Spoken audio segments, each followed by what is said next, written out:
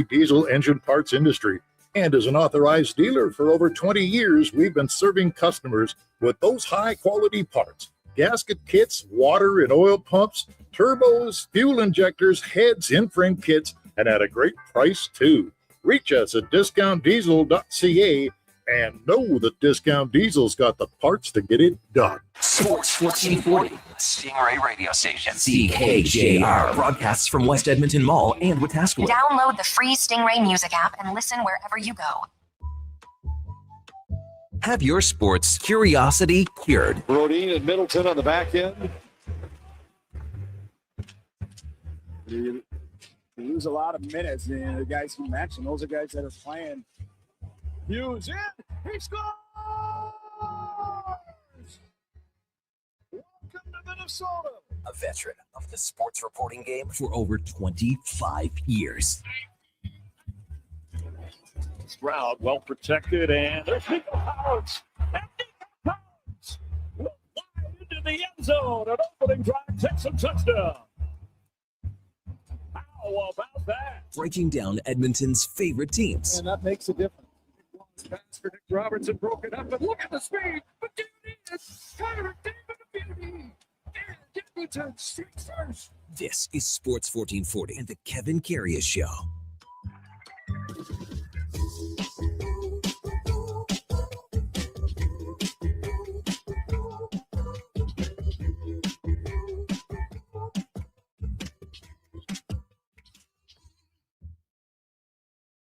All right, here we go for Sol 563, Monday, December the 15th, 10 days till the big day. Hope everyone had a fabulous weekend and got to do some stuff outside. The temperatures were pretty nice yesterday after a chillier end to the week, but hope you had a wonderful, wonderful weekend. Good morning. Thanks for tuning into the Kevin Karius Show on Sports 1440 on your AM radio dial on your morning drive or wherever you're heading out to work or on a fine Monday morning where temperatures pretty good, but getting cold as the week progresses at the end of the week for sure. You can also watch us on YouTube at Sports 1440 AM. Drop us a like and a subscription. We would much, much appreciate that. We're also on X, Facebook, Instagram, and even Twitch. As always, the streaming services are humming along. Fired up on iHeartRadio, the TuneIn app, even on sports1440.ca. And if you miss any part of any show, well, they are where all the podcasts hang out after she's all said and done on Amazon, Apple, Spotify. Subscribe, select the auto download. You'll never miss a second of the show. Well, what a weekend again. Busy weekend in sports. The Oilers with a big win Saturday in Toronto. And then last night in Montreal really did not show up against the Canadians. They just can't seem to win 3 games in a row, can they, this team? And the second half of the back-to-backs are not very pleasant either. The Oilers 0-3-3 in the second on back-to-back games this year, so they haven't won a game on a back-to-back. So many giveaways yesterday. Cal Pickard was phenomenal. I mean, the goals that were, the giveaways to the Montreal goals were unbelievable. And then what? 4 or 5 breakaways, 2-3 2-on-1s. It could have been 7-8 9-1 here. It could have been a real blowout. The Oilers had that 5-on-3 power play for 2 minutes early on, and that was a tone setter where they could not get anything going. Hey, let's welcome in our Monday and Friday co-host, Eddie Steele from 7 to 9, the former Grey Cup champion with the Double E in 2015, all-decade team. Good morning, Eddie. Did you have a good weekend? Top of the morning, KK. Good weekend. I love this weather. I went out and I park in the garage, and when it's minus 30, I'm out there starting the cars in the garage. Really? Open the garage slightly. I went out there and everything was, yeah, I'm going to sit. Everything was melted in the garage. It was all puddly. Nothing was frozen. It was like +1 on the roads, but it's going to get nasty later this week. Yeah, we're looking at again by Friday and Saturday late, like minus 28s to 30s again for overnight lows. So that's a little nippy. That's where we're at though, but a lot of good sport to watch. Yeah. So, I mean, the Oilers had, the game in Toronto and Tristan Jarry played. We were hoping for a Jarry Stu Skinner matchup tomorrow, but, the 2 other guys are having trouble with their immigration papers. Is that what's going on? Yeah, they haven't maybe something gets rectified today, but obviously as of last night, I don't think they were across the border yet. Man, I'm not surprised. That American government. I'm dealing with some stuff myself, and it's slow moving with the government. It sucks. Maybe they think Stu's going to smuggle something across the border in his mustache. I would the thick duster. Yeah. I was hoping to see that matchup too. That would have been awesome. Well, I mean, Jari's going to play, but But the Stu matchup. yeah, it would be awesome to see that. We'll see exactly what happens today. I mean, you're looking from Friday to Monday. You'd think that there should be something done by now. Usually you don't of course it happens, but with pro sports, everything gets expedited. Normally it's not a delay in the process, but again, dealing with that government. Oh, yeah. Text line 833-401-1440.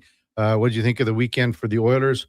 Some crazy stuff in the NFL with serious injuries to Micah Parsons and Patrick Mahomes. And Kansas City bounced from the playoffs after that performance yesterday. The talking heads sure give that a lot of love. Like, they're so shocked and taken aback that KC's out, but they've played bad football all year.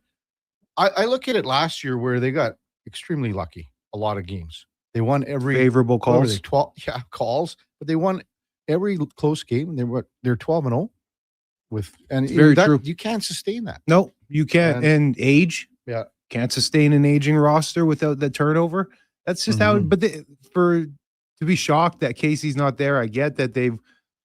What is it? They've won the AFC, been in the AFC Championship essentially the past decade. Yeah, they've been the AFC 9 Kings. years. Yeah, and it's you're slightly taken aback seeing that they're not there. But man, they've played stinky all year. If you really paid attention to them. Well, and again, the Rashee Rice thing coming out of the gates. For him not being in the lineup for 6 games, that hurt them. Their offense was Kelsey. His final tour, he was slow. He never really came on. He had a couple of decent games. Kelsey he just seems disinterested, does he not? To a degree. And honestly, I get it. Taylor Swift aside, when you get older, man, you just taking the hits and stuff. I was watching him get jammed up, and linebackers were having their way with him before he could release into his route, and that's not fun, man. Being at the bottom of dog piles when you're 35, a guy doesn't like that as much. I can relate. No. Also in the NHL, Connor Bedard had a real freakish shoulder injury on the weekend. No word yet, but I mean, if this is something, it didn't look good when he left the ice. And it was a face-off with under a second left. So it was almost bad timing. That sucks. I don't know how it was just an innocent looking play. Sometimes, just tweaks. Well, you know how it is with shoulders, because for a guy like yourself, that when you were engaging with your arm out, it's susceptible to stuff, man. Right? You're vulnerable. Yeah.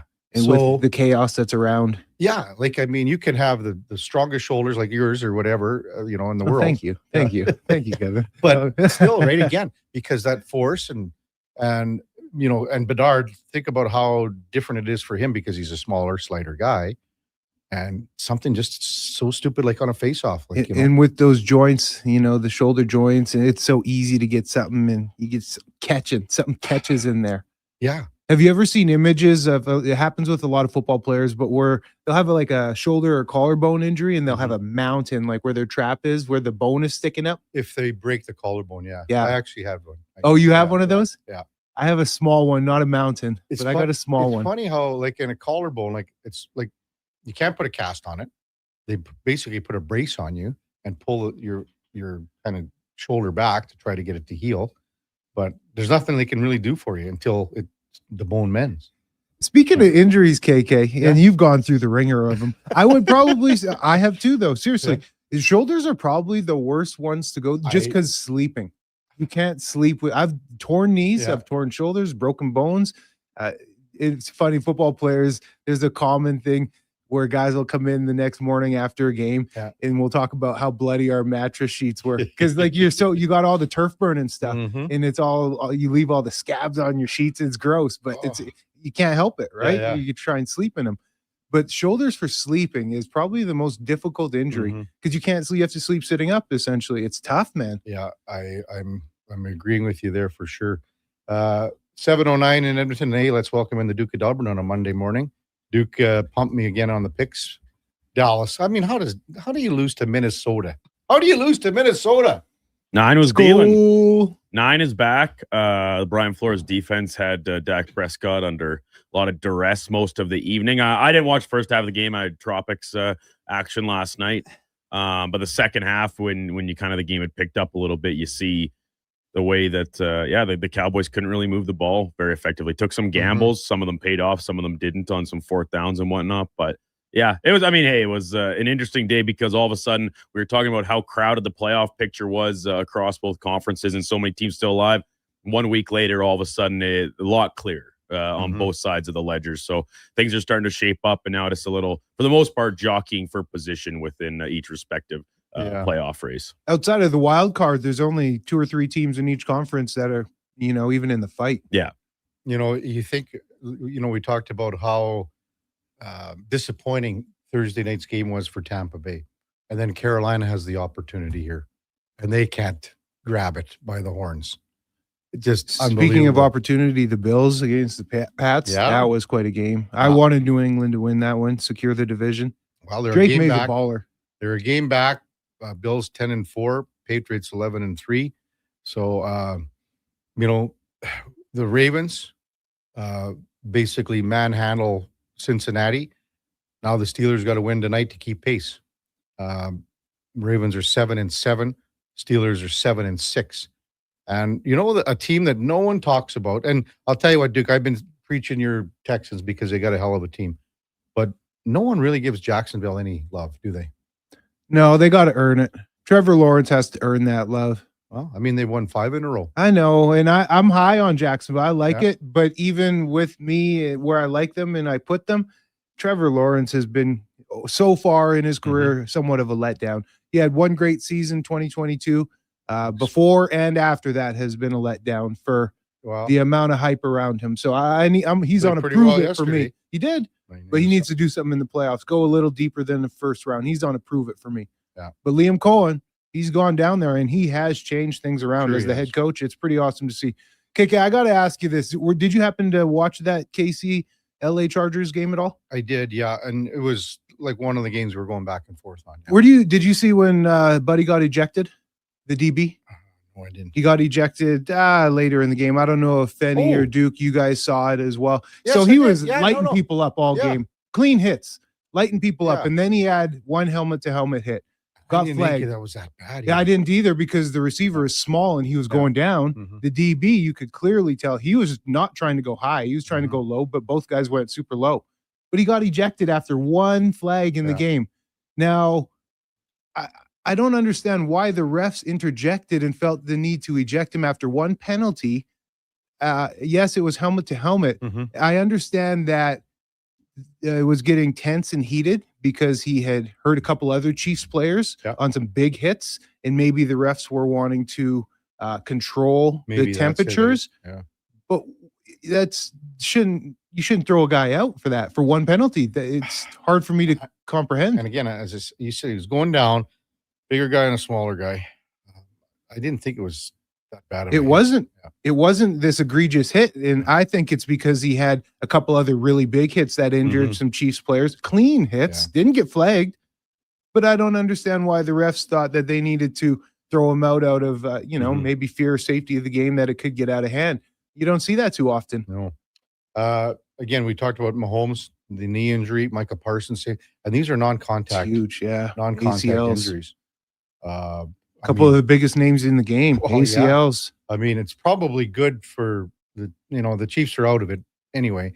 Now Patrick can get 100% up for next year because they got to rebound. But Parsons, that's a massive loss. And now that Chicago wins, they're top of the table in the NFC North. So yeah, and you hate to see a guy get injured. Yeah, but like being on the other side of the trade, like the human element thinks, oh man. Yeah, we got out good on this trade if you're Jerry Jones down south. Yeah, for sure. Coming up on the big program, our Monday morning leadoff man, as usual, Ellen Mitchell. You hear him every day, 12 to 2 right here on the Lowdown with Low Tide. He'll join us right after our first break. Mark Spector, somewhere, probably at an airport, getting ready to go to Pittsburgh. And again, we'll be really looking forward to that game with the Oilers in Pittsburgh tomorrow. Hopefully, we do see a Skinner and Tristan Jarry matchup.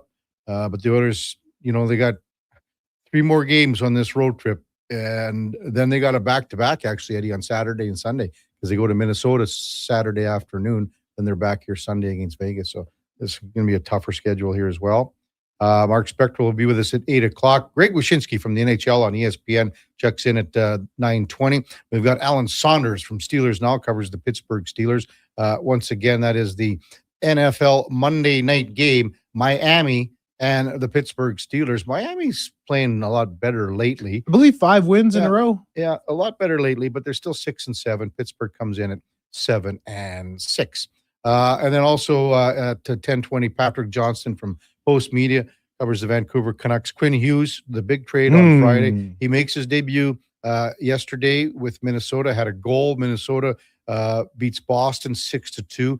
The other way, Zibuim made his debut with Vancouver, had a goal and an assist. So, both guys representing their new teams quite well. When we come back, Alan Mitchell will be with us, the Lowdown with Low Tide. That is right after the break. It's the Kevin Karius Show with Eddie Steele, Duke of Delburne, Josh Fenwick, also in the Sports 1440 studios here at West Edmonton Mall. We are also humming along on YouTube, also X, Facebook, Instagram, and Twitch. Today on Hey Culligan, how smart is your water? Here's Tracy. Hey, Culligan. I think my water might be dumb. Good news, Tracy. Your water's not dumb. It's just not talking to you. You can make my water talk. No, but the new Culligan Smart Drinking Water System can talk to your phone to tell you when your water filters need changing and help you meet drinking water goals. Now that's some brilliant H2O. You said it, Tracy, and we're already on the way. Let us help you out with a free in-home water test from a local Culligan water expert at culligan.ca. When you have lifting and material handling needs, Northwest Crane delivers. Western Canada's Sani dealer, backed by the industry's toughest one. 3 years, 3,000 hours, no compromises. They service all crane makes and models with skilled technicians and deep industry expertise. Alberta owned with locations in Leduc and Grand Prairie and fully equipped service trucks. Northwest Crane keeps your operation lifting. For more information on sales or service, visit northwestcrane.com or call today. Mr. Rooter decorates a gingerbread house. Wow. What did you do here, Mr. Rooter? Well, we've got a Jube Jube toilet, complete with an icing-based wax seal. The main water line is licorice, red for hot, black for cold. You got your standard marshmallow hot water tank and a candy cane sewer line. And on the outside, candy corn hose pips. Disgusting, but they get the job done. To have your Yule clogs fixed, trust one plumber, Mr. Rooter. I'm Grant Fedork from Leading Edge Physiotherapy, and sadly, some people think orthotics are just glorified shoe cushions. But I've seen a runner drop 8 minutes off her marathon, a grandmother ditch her painkillers, and a 12-year-old nail her long jump, all thanks to custom foot orthotics. So if your feet are screaming for help, flat, high, or funky, that pain's heading to your knees, hips, even your lower back, our professionals will assess you and, if indicated, custom fabricate a pair of orthotics made just for you. Happy feet make a happy person. Feet shouldn't hurt. LeadingEdgePhysio.com. Wing Wednesday at First Round. Whether you're coming for the first round, the last round, or a few rounds in between, they've got you covered. With half-price wings every Wednesday night. Half-price wings. Over 35 delicious flavors like Cajun salt and pepper, maple bacon, and Inferno wings, now half price every Wednesday night. Wash them down with a cold pint of Canadian or Coors Light for only $5.75. Half price Wing Wednesdays at First Round in West Ed and now downtown. First Round, burgers, beer, sports. This is Andrew Walker, host of the postgame show on Sports 1440. After every hockey game this season, tune in and chime in as we talk about the game. It's all sponsored by Legacy Heating and Cooling. Don't get left in the cold. Visit legacyheating.ca. Heard of Uline? You know, the have-it-all in stock, ready to deliver shipping and industrial supply specialists. The company that does things for you that are unheard of, like keeping 41,000 items in stock in our own warehouses. With customer service reps on the line to get you what you need when you need it 24/7, 365 every time. Maybe you heard it here first. Want to hear more? Visit uline.ca. ULINE, your shipping and industrial supply specialist.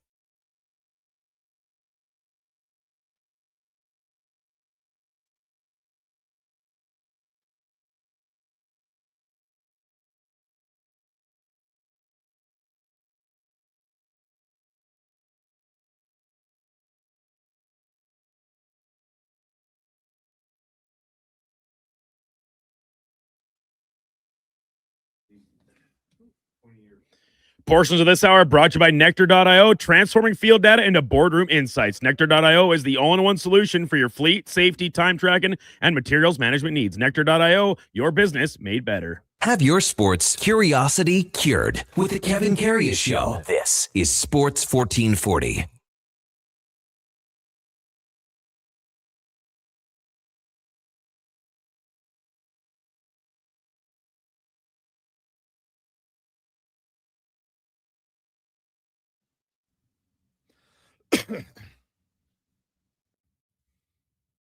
All right, welcome back to the big program, 720 in Edmonton. Kevin Karius, Eddie Steele with you in the Sports 1440 studios. Time now for the Puck Report, brought to you by Fountain Tire.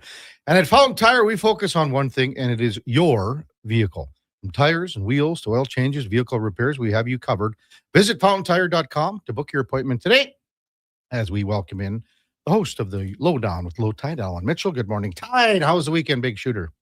It was really good. It was. I don't know if you guys noticed. It was cold, but so we spent most of the weekend inside. But it was nice. It was really nice to kind of watch some movies, watch some great sports. The Eagles, narrowly won. I like that. That was good. And the Oilers were wildly entertaining. 1-0 isn't exactly what you want. You always want them to win all the games, but that Toronto game, for Oilers fans, winning in Toronto on Hockey Night in Canada is like it should be followed by a national holiday. So it always is great. And I mean, all the guys from Ontario always want to have their best game of the year, because they're going home to where they grew up. And, you're playing in front of friends and family. I don't know how they get all the tickets, but that's the way it goes. Well, and that McDavid goal was so iconic. What a goal he scored, man. It's just like when Eddie goes back to Winnipeg, Tide. And that's same thing. It's a national holiday. Well, in the CFL, each player gets 2 tickets when you're going on the road. And then what you do is you bargain. Say there's a lot of guys from Ontario, so I don't know anyone out there, so I'll trade. Hey, give me your Winnipegs. Later down the road, I'll give you my Torontos. So going to Winnipeg, there's nobody. So I'd go home with like 40 tickets. But I remember my first time going back to Winnipeg, some veteran players, they called me up and they pranked me pretending to be a radio station. Really? And interviewed me with like all the defense in the background. And I put on the old interview voice and whatnot. It was hilarious. It was very embarrassing. They got me good. So, but I wanted to ask you fellas, because you went on about how great it is for these guys going home, which it is really cool. Is that maybe part of the reason there's such a lull yesterday against Montreal, the emotional high to you don't have much left in the tank? Yeah, it's a possibility, Tide. It's a possibility for sure. Yeah, I mean, they didn't look sharp. I mean, McDavid is a brilliant passer, but he rarely does a no look in front of the net, which was the second goal. But I mean, we expect these guys to be on, 82 games during the regular season, and you're going to have lulls like that. But I think that there is some truth to that. Maybe they are on the road. They played. I know they would have been a late night into Montreal. Montreal played in New York though too, right? Yeah, and that's true. But they're they're playing at home, which I think I'll say this: I think that 5-on-3 early that was either a brilliant goaltending display or the Oilers just weren't getting good looks. Either or, that had something to do with it, I think. And then I feel bad. Actually, I feel really bad for Calvin Pickard. He's in a tough spot. He's not having a great year. They traded Skinner. Now they've got Jari, and Pickard didn't have a great night. The short side 3-1 goal wasn't fabulous, and he's fighting for his NHL career here. So I hope he resets, and I hope he has a really good a few months here before the deadline. But I think he could have used a little more support. The Oilers weren't sharp last night. Yeah, no, it could have been 7-8-9-1 last night, if not for Pickard. Yeah, he played well, but he didn't. You didn't win. He hasn't had a great year. The save percentage isn't great. I think they believe in him, but I think they let him down a little bit. They did not support him. Yeah. No, they hung him out to dry yesterday. What do you make of Spencer Stastny on the weekend? I like him. I like his speed. I think he's a pretty smart guy. He's not big, but he can pass the puck. He's got skill. The Oilers are, heavily invested in puck movers, and he's another one. I like him. They're a little inexperienced on that third pair. I wouldn't be surprised if they do something by the deadline, maybe on the right side. But I like him, and I think he's going to grow into be a really good player here. And I do believe that he's got some potential as a really solid third pair guy. And what you'd like to see is he and Emberson emerge as a quality third pair, but I don't think either of them are huge players, and maybe you'd like to have a little more size on that pairing. Yeah, go ahead, Eddie. Yeah, tied going back a couple of days back to the Leafs game. The Stars came out to play and Vasily as well. But what do you think of Tristan Jarry's first game as an Oiler? I thought he played well. He looked confident. He moves well. I think he does things that Stuart Skinner doesn't do well, so fans were likely, enjoying that. I think there was a tremendous amount of pressure. They just acquired the guy, and then he goes in and plays, and now I think he's going to play in Pittsburgh, so that'll be interesting. And I looked at the numbers and I wrote about it, and at 5-on-5, which is what I value, his save percentage has been more consistent than Skinner over the last 3 years, and he's having a better year this year than Skinner. Now, I don't think it's a massive difference, but there are times, guys, in a sports team's franchise's time that they have to make a change because they've gone to the Stanley Cup final twice with Stuart Skinner, but they didn't win. And he played so well against Dallas, they just couldn't get past Florida. Mm-hmm. But I think for Skinner, it's probably a blessing to move to a different town, and probably for Jarry too. I think this deal makes sense from the point of view of humans involved in the trade. Skinner was, it had to have worn on him all the negativity around him as a player, and I think that a fresh start in a new city will be a good idea. But I do think Jarry is a slight upgrade. I don't want to say that I think Dubas did well in the trade, but I think Bowman got a player who can come in and have a fresh start and maybe represents a little bit better goaltender. The one very peculiar thing about us people when we watch pro athletes, especially with the toxic culture of online, you're right, that negativity has to wear on you. But I can almost guarantee you 10 out of 10 people that see Stu Skinner in person would never say anything too negative to his face. In fact, they'd ask for his autograph. And that's what's so befuddling to me. Yeah, and I think it's different now because of social media, like when before Twitter, before all the blogs, those damn bloggers, before all of those things happened, you rarely would interact with a player, and you talk with your buddies and whatever, and you say whatever you wanted. But it seems as though the most negative, the most nasty, the most ridiculous, the most cruel folks on Twitter have the most followers. And I've had to unfollow people I really, really genuinely respect simply because of their conduct towards Stuart Skinner, which, as the British say, was beyond the pale. And, they're Oiler fans. So, that's my business. I shouldn't be unfollowing them. But I simply could not support somebody who was so negative and I use the word cruel, and I think that's fair, towards a player they've never met. Those keyboard warriors. So Tide, I'm going to throw this one at you. And, because of Stu Skinner and the Oilers going to the Stanley Cup finals 2 years in a row, if the Oilers don't get back to the Stanley Cup final this year or even next year, how do you rate this trade then? Well, I think that this is a different team than 2 years ago and last year. They're marbling in youth. They've got Savoy now. They've got Ike Howard down on the farm. They may bring up Quinn Hudson at some point in time this year. Either that, he's going to score 50 goals in Bakersfield.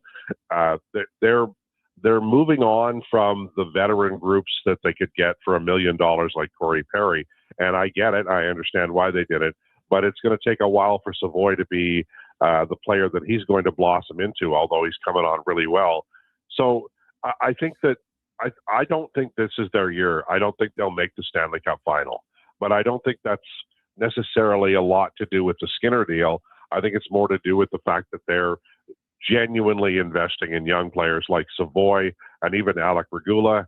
and now young Stastny. So they are morphing because they have to, because all of those guys were getting a year older every year. They're a different team. They did the Ken Holland way. I think you're going to see more money obviously spent on goaltending. We're already seeing that now. And there's going to be, at the beginning of this year, I think the youngest players who had an impact position on the Oilers were Evan Bouchard, Stuart Skinner, and Vasily Podkolzin. I think Podkolzin is 24. Next year in training camp, they're going to come to camp with like a 22-year-old Savoy, Ike Howard in a similar age, Stastny, a few guys that are in their early to heading towards their mid-20s, and you need those contracts because they don't cost as much, and you need the youth to keep the legs going. We saw in Toronto on Saturday night what happens when you get too old. The Leafs are damn slow, boys, and the Oilers have to get faster, and they are. Oh, low tide. Evan Bouchard, such offensive upside. I mean, he's third in the league in scoring, 30 points this year behind Cale Makar and Zach Werenski. But the defensive lows, the giveaways, it's such depleting plays, the turnovers, aren't they? They are, and it's Rachel Krychak talks about Bouchard, who's a brilliant offensive player, and she says he has to stop going controller unplugged as often as he does, and that really does sort of highlight what Bouchard is. I love him as a player. What I hope he does is cut down on the mistakes. Larry Murphy had that issue where he was a wonderful offensive player, but it took him some time.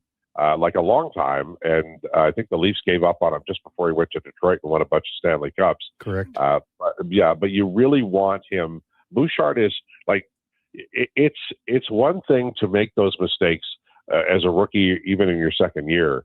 But we're well into his career now, and he's is he going to be an all-time great? Is he going to be a Hall of Fame player? Because if he can straighten that part of his game out, the defensive side of his game, if he makes, let's say he makes 40 of those mistakes a year, if he can turn it into 20, then I think he can be a Hall of Fame player if he wins enough Stanleys. But if he continues to be this player, then chaos will sort of rule the day for him, and then he'll end up being more like a Justin Schultz. And nothing wrong with Justin Schultz's career, but Evan Bouchard at least has the opportunity to be something much more than that. What did you make of the Quinn Hughes trade on Friday when it just happened, I guess, a little bit later in the day when we were doing all the Stu Skinner stuff in the morning tide? But, man, that's a big one for Billy Guerin and the Minnesota Wild. Well, the first thing I did is I went to a church on a little candle for my Winnipeg Jets fan friend, Dean, because they're in the group of death now. That division is impossible. Give up. Just sell off, because you got Colorado who are gone, Dallas who are almost gone, and now Minnesota who are legitimately, I mean, they got, holy mackerel, do they have a defense now? And I'll say this, that I think that Minnesota won the trade, but I think Vancouver, based on where they were, they did pretty well. They got some young talent, and they're doing what Trevor Linden told them to do, 10 years ago, which is you have to reset and rebuild, and they're going to do that now, I think. And man, I tell you what, I know the Oilers made their deal, but if Patrick Demko ever came available, oh my God, would he have been a good target? Yeah. Obviously would have been a really good target, but Minnesota, again, they won 4 in a row right now, and their record is 19-9-5 tied, and they're still 10 points back of Colorado. So yeah, it's nuts.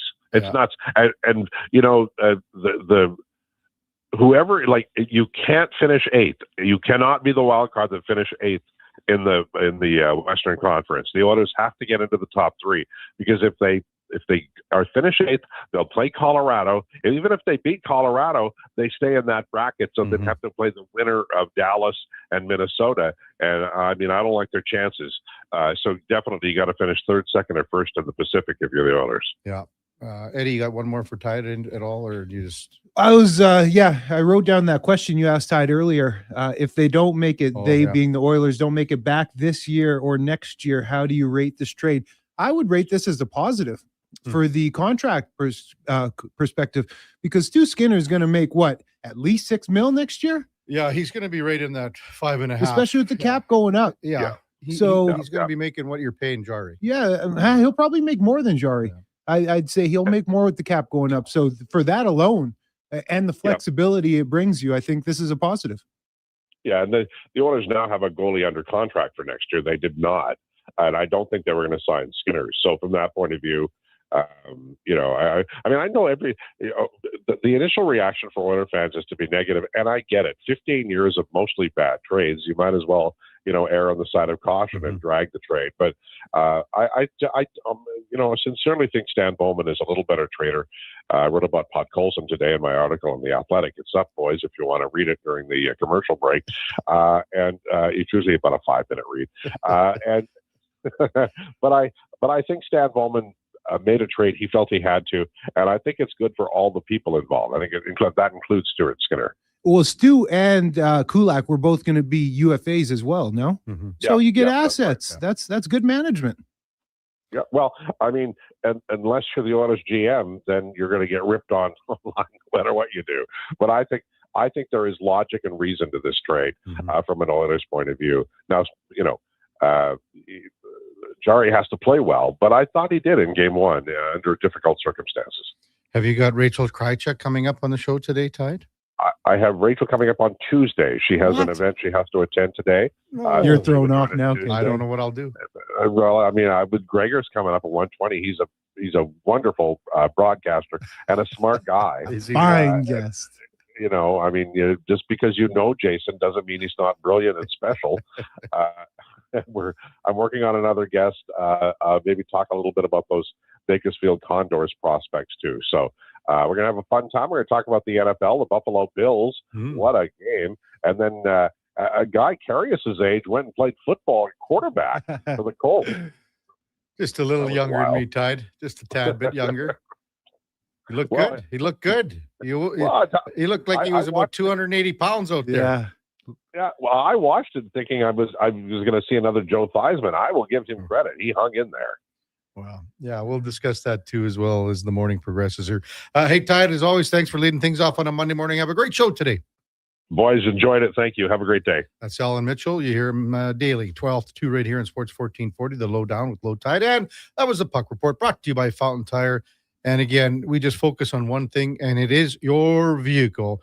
Check it out at fountaintire.com and book your appointment today. When we come back, we'll get to some text, 833-401-1440. Steve, Jay, Matt, Heffy even chiming in. We'll get to those when we come back. Kevin Carey, Sadie Steele, Duke of Delburne, Josh Fenwick on Sports 1440 AM radio. We're also streaming on YouTube, X, Facebook, Instagram, and Twitch. We want orange. Give us the orange. We want orange. Bring back the orange. You got it, Canada. Booster Juice orange smoothies are back by popular demand. The original, the marathon, and orangesicle smoothies are back and bursting with tangy zest of oranges. They're Canadian favorites. Orange, you glad they're back? Only for a limited time. So squeeze the day, smoothie lovers, and head to a Booster Juice near you now. Booster Juice, Canadian born, blending since 1999. Across the province, Albertans are taking their shot on Play Alberta.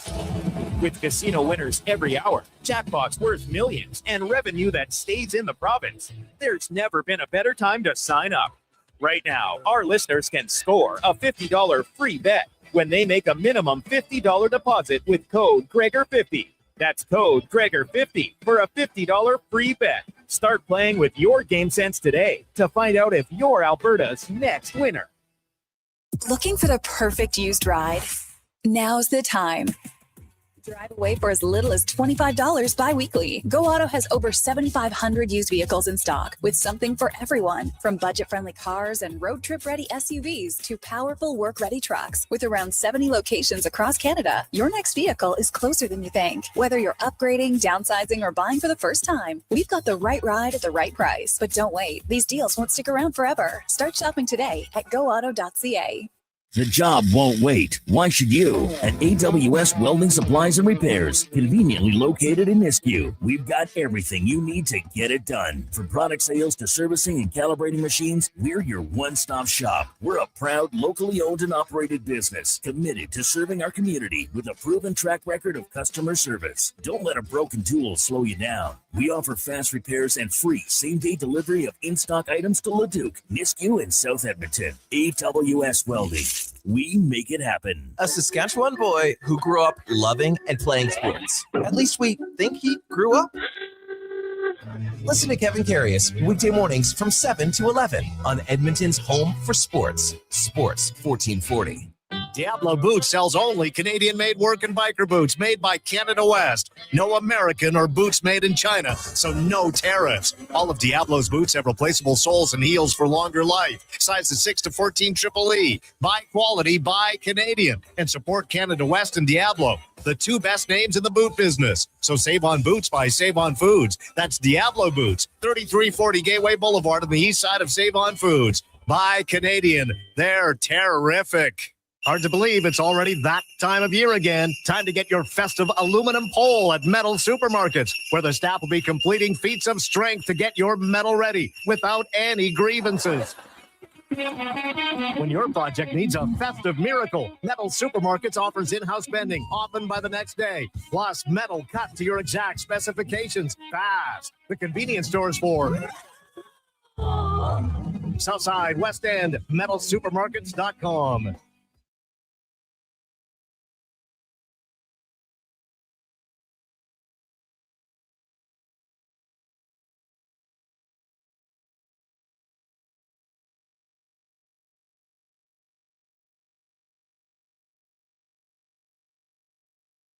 Just in time for the morning skate. This is the Kevin Karius Show on Sports 1440.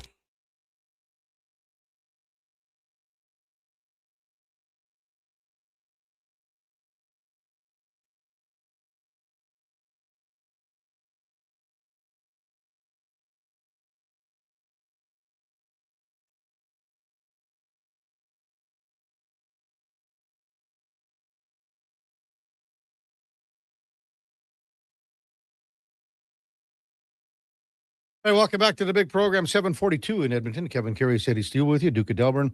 Josh Fenwick on Sports 1440 AM radio. I don't know, Duke. I mean, there's a couple Bryan Adams Christmas songs. I mean, it's 10 days here, Duke. 10 days. Well, what does it matter, Kev? Even when I play them, you don't notice, and then you just complain later in the show that I'm not playing enough Christmas music. I'm noticing. When's going to be your next holiday? Next week. I was going to say, you probably got something on He's deck, coming in to log the heavy Monday hours, and then he's off for the rest I just of the couldn't week. stand. I thought I'd better come in and work Monday with Eddie after he brought his golf clubs to the CCT World of Golf, brought him in. Just a plug. These things are just terrible too, Duke. I mean, terrible. What do you mean? Oh, terrible. That's a like, nice set. They're like the Golden Bear McGregor's. Oh, man. Plus the there's Golden 15 Bears. clubs in there. Iron heads, eh, Duke? Yeah. Iron covers. That's the Karius way. King of Fort Nasty texts in. Good morning, Duke, Fanny, Eddie. KK, when I hear Low Tide on Monday mornings, I envision him spending the bulk of the weekend watching sports in an armchair similar to Fraser Crane's dad. Still much better than the Duke's milk crates. How is that setup over there, Duke? Setup's great. It's coming along? Setup's great. How's little Eddie Steele's place? He's fine. He likes to He's sit got a on big post, doesn't he? Yeah, he's got their cat tree with the scratching posts and stuff. He really likes sitting right on top and looking out the window. Seems to enjoy that. But enjoying the snow. Freedom. Enjoying the snow, I'm sure. Text 833-401-1440, Jane Victoria. Morning, guys. Oilers played well Saturday. My boy Pod with a couple of goals. Yeah. Sunday he played hard. I'd say the team was emotionally drained. Fourth goal was a backbreaker, but Pickard was amazing. Need to sweep the rest of this trip. And then, geez, Eddie is stealing my lines now or what? Which line was that, Jane Victoria? Eddie, he pilfers lines. I know that for sure. A couple of texts. Heffy. Warning, KK, you can't play 5 players close to or more than 25 minutes. Expect the other players that have been sitting for 10, 15 to do something. Also, Steve said, how are the Oilers supposed to win when they play their bottom 6 6 minutes a night. They have to start rolling at least 3.5 lines a game. Top lines are getting burnt out. So when you look at the stats from yesterday, though, like, I mean, what do we, for the top guys? I can get behind those texts right there. See, I thought the same thing think looking about at all the it. power play time. I understand. 6 minutes of power play time. That's 25% of your total. It's time significant, on ice. KK. Those are But easy minutes. But still, it's this isn't new. And No, it's take not out new. the power play time. It's not new. They're pretty top heavy with minutes. I always, and I'll say this till I'm got both feet in the grave, Eddie. When you are a fourth line plugger or a third line guy, and you know that you're going to be 8 to 10 minutes a night, and if you look at the fourth line and the minutes that the Oilers played yesterday, so Fredericks 935, Janmark 1151, Lazar 746, Jones 539. So again, it's about what you do with those minutes, and you have to force your coach's hand. So I think if you're a fourth line guy and you're saying, okay, I'm going to get 8 minutes tonight, you have to find a way to go, I'm going to get 9 minutes tonight, because one or two of these shifts, I am going to be lights out, and the coach is going to go, I got to put that guy back out there. That doesn't happen enough. And you can say all you want, oh, you're sitting on the bench and this. I just don't believe that. You have to be prepared for that 40 seconds whenever you're going out on the ice. I get it. And you have to make that coach's It's your decision. moment. Yeah, and you got to say, and like even you go to a guy like Struddy, and Struddy he'll talk about this till he's blue in the face. What did he do on his first shift of the game? Well, he had to do something. He had to hit someone. He had to get hit. He had to go and make that coach behind it. And a lot of times he uses Mike Keenan. He had to make that coach go, oh, Struddy's here tonight. And this is just one of many, many guys. Be real with me, KK. How hard is it though playing 6 minutes a game when you're playing a 30-second shift every 8 minutes? Like the legs are cold. You got to find a way, Eddie. You get the juices flowing, you get a sweat built, and then you freeze up. Like that's hard, isn't it? Well, and it's not an excuse, but it's challenging. Whether it's at a TV timeout, you got to go over the boards, or you got to go run down. You got to get anything to get your legs going. You got to try absolutely anything. For myself, I would ride the bike when you would go. come off on the sideline. I had to ride the bike in between when the offense was out there, just lightly to keep the knees loosened up, keep them lubed. So, I get where all these, and you say you agreed to an extent about these 2 texters or 3 texters that we've had. But again, you have to find a way to go, well, I'm at 7 minutes, but I got to get somewhere to 9. At the end of the day, man. Yeah, you do. We're pros here, baby. Because if you end up just being non-existent and not contributing, on to the next. They'll find someone else. On to the next. That's the name of the game. You got to show up in your time. It's funny because I'll give the excuse about how much that would suck because I know that stiff feeling, but you know where I stand, man. When the lights are on, you better be out there making plays. Tim says you can both be right. Yep. But come June, these guys will be burned out. Gordon D. Morning, KK. The Oilers couldn't score in that 2-man advantage. The game was over. They looked tired. That's that's a tone setter. When you have a full 2 minutes, 5-on-3, you get 1 goal there. And now, again, you're just starting to feel better about yourself. And you're not thinking about playing the night before. And again, Montreal played in New York against the Rangers. Yeah. These guys get up to play the Oil. Yeah. We mentioned Phil Rivers playing. He's just we were watching a replay of the interview, and I mean, they could have lost 100-0, and he still would be smiling and everything like that. I and Duke, we were talking in the break, like a lot of his passes were short. They were beyond short. Not a lot of juice on the short ones either. Yeah. But he got pumped a couple of times. He did. And, for a guy that hadn't played for 5 years, he absorbed those hits well. I mean, the body absorbed them. Wasn't that bad of a game for him? They were close to winning the game. Yes, they were. And it's not because of Phil Rivers. It's because of their defense was so locked in. Their defense played as good as you could play on the road in Seattle. Tough place to play. The offense, how many points did they score there, KK? It was 16 points. Yeah. man, he didn't move the ball. The rushing, like they really relied on Jonathan Taylor. I only watched the first half, then I moved on to a different game. But in that first half, yeah, he threw a touchdown pass, but Jonathan Taylor, like it was all him. Well, and for sure. But you can say too, like, I mean, here at Seattle, didn't score a touchdown. Their defense, that's what I'm saying. The Didn't Colts score- yeah, defense. yeah. The defense played a very inspired football game. But just watching Phil, I mean, yeah, some of these passes, like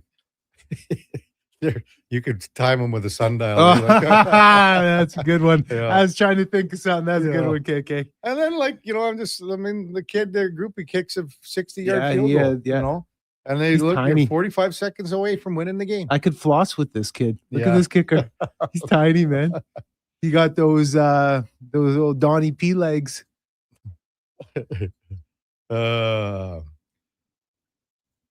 Text 833-401-1440.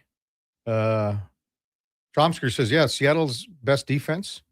And Rivers was a wide receiver losing the ball away from 200 and a 2 TD game. So, I mean, they were right there.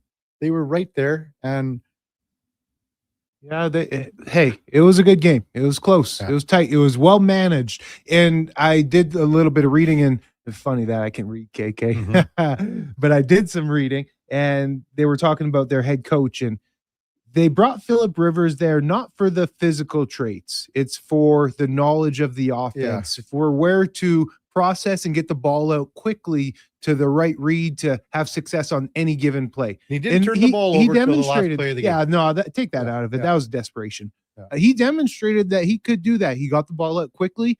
Was pretty efficient with it. And There's all his kids there. those are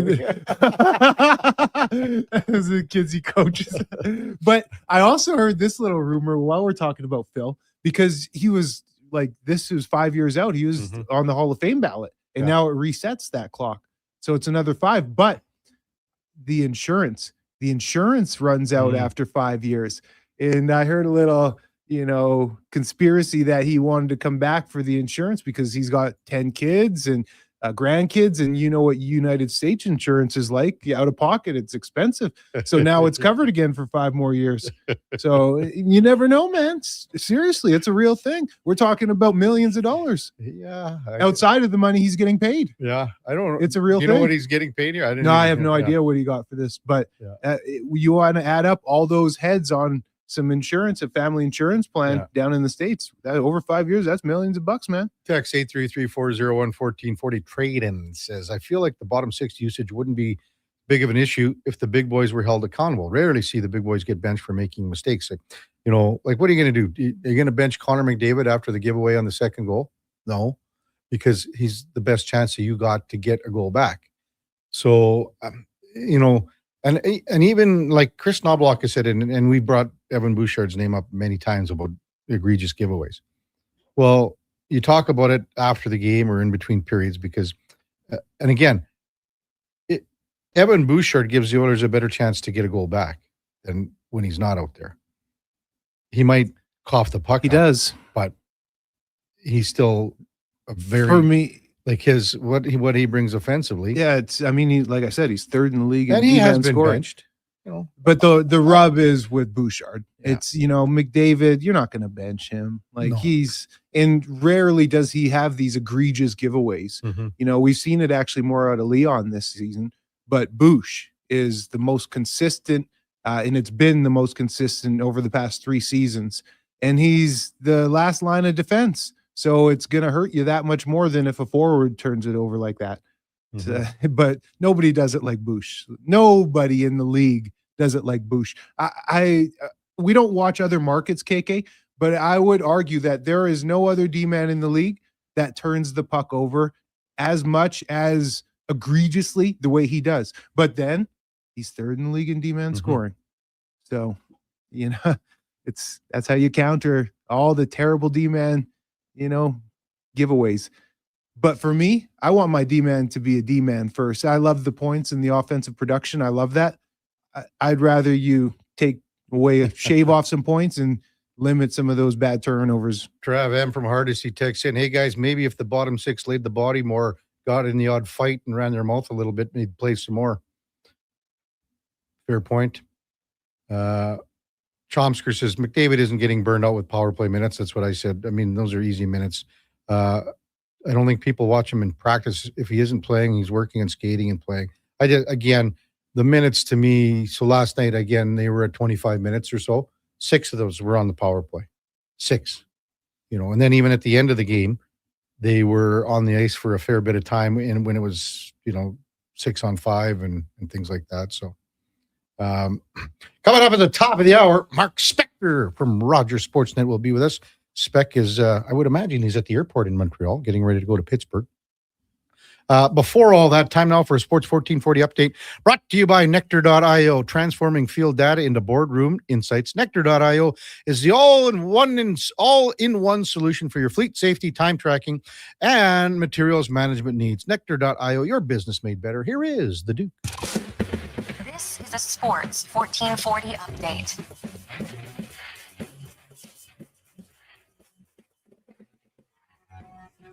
Oilers finish off their weekend back-to-back with a loss in Montreal, 4-1 last night. Juraj Slafkovsky, Lane Hudson, each with 2 points for the Habs. 5 of the games around the NHL's D. Boom with a goal and an assist in his Canucks debut to lift Vancouver over Jersey 2-1. Mammoth top in Pittsburgh 5-4 in overtime. Flyers lost to Carolina 3-2 in a shootout. And Quinn Hughes scoring his first as a member of the Wild. Minnesota takes it 6-2 over Boston. Edmonton Oil Kings in action yesterday afternoon, falling to Brandon 4-2 at Rogers Place. And Week 15 in the NFL is the playoff picture looking a little bit clear. The Bears beat Cleveland 31-3 and take back over first place in the NFC North. Bengals blanked by Baltimore 24-0 to get eliminated from the playoff race. Buffalo winning a thriller over New England 35-31. Phil Rivers threw a touchdown in his return to the NFL, but the Colts fell to Seattle 18-16. And for the first time since 2014, the Chiefs will not be in the playoffs after losing 16-13 to the Chargers. Patrick Mahomes injured in the final minutes of the game, suffering a torn ACL that will leave him sidelined for the next 9 months. Green Bay pass rusher Micah Parsons also suffering a torn ACL. Packers 34-26 loss to Denver. On hardwood, 8 games total, including the Lakers beating Phoenix 116-114, and the Blazers win a track meet over Golden State 136-131. Coming up in hour 2 of the Kevin Karius Show, we'll be joined by Sportsnet's Mark Spector, and we'll check in with a new edition of In or Out. I'm Brandon Douglas at your Sports 1440 update. Sports 1440 in West Edmonton Mall and Wetaskiwin. CKJR is a Stingray radio station. Download the free radio player app and listen wherever you go. Mr. Rooter decorates a gingerbread house. Wow. What did you do here, Mr. Rooter? Well, we've got a Jube Jube toilet, complete with an icing-based wax seal. The main water line is licorice, red for hot, black for cold. You got your standard marshmallow hot water tank and a candy cane sewer line. And on the outside, candy corn hose pips. Disgusting, but they get the job done. To have your Yule clogs fixed, trust one plumber, Mr. Rooter. Jingle bells, jingle bells, jingle bells. Tired of the same old holiday tunes? Spice things up with the sound of a Wilhauk beef jerky bag being torn open. It's the carol that everyone wants to hear, promising a chorus of tender, perfectly spiced beef jerky. This holiday season, make sure you're Wilhawking around the Christmas tree with Alberta's best beef jerky. Available at Wilhauk Beef Jerky in Leduc. Is your company drowning in paperwork and administrative tasks? Do you need more data to make better decisions? Nectar.io is your company's all-in-one solution for fleet and materials management, safety, time cards, and GIS-based project management. Now is the time to capture and transform field, site, and shop data into boardroom-level business intelligence, all with one login. Visit Nectar.io to book a demo today. Nectar.io, your business made better. Picture this. You're sleeping and you're awake. But it's a good day because you're about to make your way to McDonald's to pick up some breakfast. Fast forward, you're there. But what's this? You can now get all those breakfast classics penny style with rich, creamy hollandaise-style sauce. A happy little tear rolls down your cheek. You grab your small McCafe premium roast coffee, still just $1 plus tax every day, and see. Get up and at 'em with the Egg McMuffin. At participating McDonald's restaurants in Canada, prices exclude delivery. This is Andrew Walker, host of the postgame show on Sports 1440. After every hockey game this season, tune in and chime in as we talk about the game. It's all sponsored by Legacy Heating and Cooling. Don't get left in the cold. Visit legacyheating.ca. Canada's own Crave is soaring to new heights and is now bigger and better than ever. Crave has added over 10,000 new hours of amazing content, including the biggest live events. And the Oscar goes to? Select live sports like golf and NASCAR. And even news. We have exclusive details tonight. Plus, hit shows and movies from 18 leading TV channels. And all at the same price. Crave. Bigger, better, endlessly entertaining.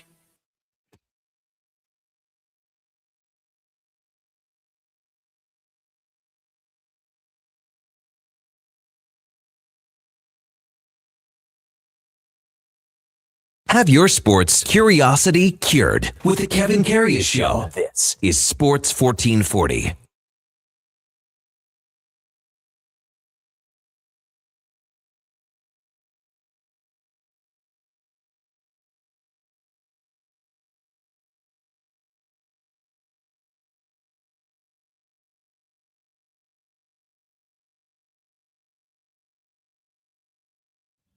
All right, welcome back to the big program. 8 o'clock in Edmonton. Kevin Karius, Eddie Steele with you. Duke of Delburne, Josh Fenwick in the Sports 1440 AM studios here at West Edmonton Mall. Time now for On the Mark. Brought to you by Northgate Chevrolet Buick GMC. Stop in today and play Wish and Win for your chance to win up to $25,000 towards a new vehicle. It's guaranteed that you can get a $500 prize. Play today at Northgate Chevrolet Buick GMC as we welcome in Mark Spector from Rogers Sports. Good morning, Spec. What's going on, man? How are you? Good. Are you in the airport? Where are you, big guy? I'm still in my room. I don't fly. I'm going to leave right after this. Oh, really? Yeah, I got a little later flight somehow today. I don't know what happened. And it's delayed, so whatever. How What you time, doing? what time do you touch down in Pittsburgh? Yeah, not till about 4:45 or something. Yeah. Hey, how's that room Right, coffee? right? How's that room coffee, Spec? I know you got one. You know what? I just had a couple coffees at the old concierge suite. I'm feeling pretty good. Ooh, Pumped. that's sweet. Ready to solve all your issues with you guys. Are you really? Where do you want to start? I don't know. Backs, 3-3. Haven't been able to win 3 games in a row all Yeah, year. all of that. Hey, they're playing pretty well. I think they took 9 out of their last 10 points heading into the game. You know what? I think if they that 5-on-3 was very pivotal. I know it was early and it was still 0-0 when it was done, but that was kind of a chance to get off on the right foot. They got a huge opportunity 6 minutes into the game, and it was a good power play. Like it wasn't like it was a 5-on-3 where they didn't have possession or Montreal kept icing the puck, or they had like 6 shots on net. I think Hyman got in the way of a goal. Dobush was unbelievable. You know, it just didn't go their way, man. Montreal made some plays and they win the game. Yeah, momentum for sure. It's like that on the back-to-back sometimes. Going to the Leafs game a couple days ago, though, we've busted it down pretty good earlier with low tide. But I wanted to ask you about Alec Regula's game. He played some big minutes that night. What'd you think of him? Yeah, he's what I'm seeing, a very much more confident guy. It's like he decided, okay, you know what? I'm going to hang on to the puck. I'm going to try to make more plays. And in the process, he's made a bunch of plays. He's also given up a couple of breakaways. You know, I think did he give up the breakaway to Regula or to Tavares? I think it was. Yeah. In Toronto, and one last night. But hey, man, you know what? A young player who's finding his way, who wants to play offensively, I don't care. Like, take your, make some plays. Hopefully, as you get a little bit, of experience, you wean the breakaways going the other way out of your game, and you retain the ability to make plays. You can't play on this Oilers team and just go off the glass all the time and chuck it into the end. Like, if you're going to play and you're going to get ice time with the good players here, you got to be able to make plays. So I really liked his game this weekend, despite a couple of sort of speed wobbles here. What did you notice most about Spencer Stastny, Spec? Still pretty careful. Not playing much, making the right play, not taking a lot of chances. I mean, 2 games in, I haven't noticed a ton. He skates very well. You could see that. He had I forget who he was going back for a puck against with Montreal, but he had to turn the Jets on yesterday and very much did. I thought, oh, there's a guy that can skate, and that's well known, excellent skater. So I'm not going to tell you what more is in his game. I just, first of all, what did he play each night? Like 8 minutes? He's 11 and a half last night, I think. Oh, was he? Okay. But anyway, I'm just telling you that he's fitting in, he's playing safe. Give the guy a few games before we start making judgments on him. That's all. Mm-hmm. Do you think number 2 will ever be able to get those egregious turnovers out of his game? Seriously. I don't know, man. It seems like it's coming this year more than ever, doesn't it, guys? Like, is it just me, or we've always seen some of these games, some of those plays mixed in with the good offensive plays, but are there more this year, Kev? I think there's more this year. I don't know. Maybe it's recency bias. I don't know. But I mean, even like the one the other night behind the net, against Buffalo last week. But, that Ranger game, he had a couple that were pretty rough. I don't know. You bring back that Buffalo game, man. He's had like 2 or 3 really bad ones just in the past calendar week. Yeah, and he was really good against Toronto. Bouchard was excellent in the Toronto game. Defensively, he played hard. He took the body a couple times. I thought, man, that's the guy you want to see. And then, he's like, I think he's kind of a metaphor for the Oilers last night. They were kind of immature last night. This was the Oilers team we used to watch, where they'd get down 2-0 and then they'd start taking all these wild chances to try to come back, right? And low percentage play after low percentage play. They really fell into that last night. Matthias Ekholm said after the game, that's way too run and gun for me. Like, what are we doing here? A little bit. And Bouchard was a great example. Like, he just was trying to make plays that had about a 3% chance of working. And they're going the other way time after time. So, no, that's in a hockey town, I had about 4 guys come up to me in the press box who know their hockey pretty good and say, man, does he always play like this? Like, what the heck is going on here? Would you tell them? Yep. It is. Like, I don't listen. He's a 70-point defenseman, and that's awesome. Yeah. But I guess are we going to have Erik Karlsson here? Is that what we're going to do? An elite offensive guy who you just can't trust in your own end. Is that what we got here? Like, does he have to be that player? I think he's better. I think there's a way better defensive player. And I don't accept the fact that because he gets all these points, he's allowed to make those defensive mistakes. He's a better player than that. And I think he should be held to account. He's not 5'7" and 160 pounds. He's a big, strong man who can play. And almost all his mistakes turn out to be mental. Like, he's just not paying attention. And sorry, he's too good to just say, that's all right. Right? He's just too good a player for that.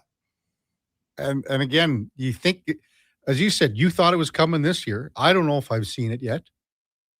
It kind of just dawned on me, part of the deep frustration with this player is because there is such a standard set offensively, and that same standard isn't even close to being met defensively for him. For sure. Absolutely. And like, I would say this to you, offensively, he's a good enough player. He doesn't have to play on the high wire the way he plays sometimes. He doesn't have to make like a couple of those passes last night that went the other way. They were plays that were just too risky. Like, it's only 2-0. You don't have to, we're not trailing 4-0 with the goalie pulled with 5 minutes left here. It's 2-0 in the second period. You don't need to make the risky play. There's lots of time. You got guys who scored 2 goals in 30 seconds on your team. So that's kind of what gets you is I guess, you know what? Like, you just think he's a veteran now. Yeah. He's a veteran now. When's he going to start playing like a veteran every night? Like, on both sides of the puck. That's all. That's what I'm waiting for, because I loved his game in Toronto, Bouchard's game. Yeah. Loved it. And then next night, gone right back in the tank. That's what people can't figure out, Spec. It's that consistency from a night-to-night basis with the tiny little mistakes that turn into big ones, the big boo-boos that result in goals, and people just I can't figure it out. Like, Tide brought up Larry Murphy. I remember Larry Murphy had a really, like, his career. Let's be honest. If Evan Bouchard gets to Larry Murphy, I mean, you're talking about a Hall of Famer, 4 Stanley Cups. But before he got to Pittsburgh, he was sort of wallowing in Washington, where he had made a lot of mistakes. Then when he went to Toronto, basically got run out of town, goes to Detroit, resurrects his career, gets a couple more cups.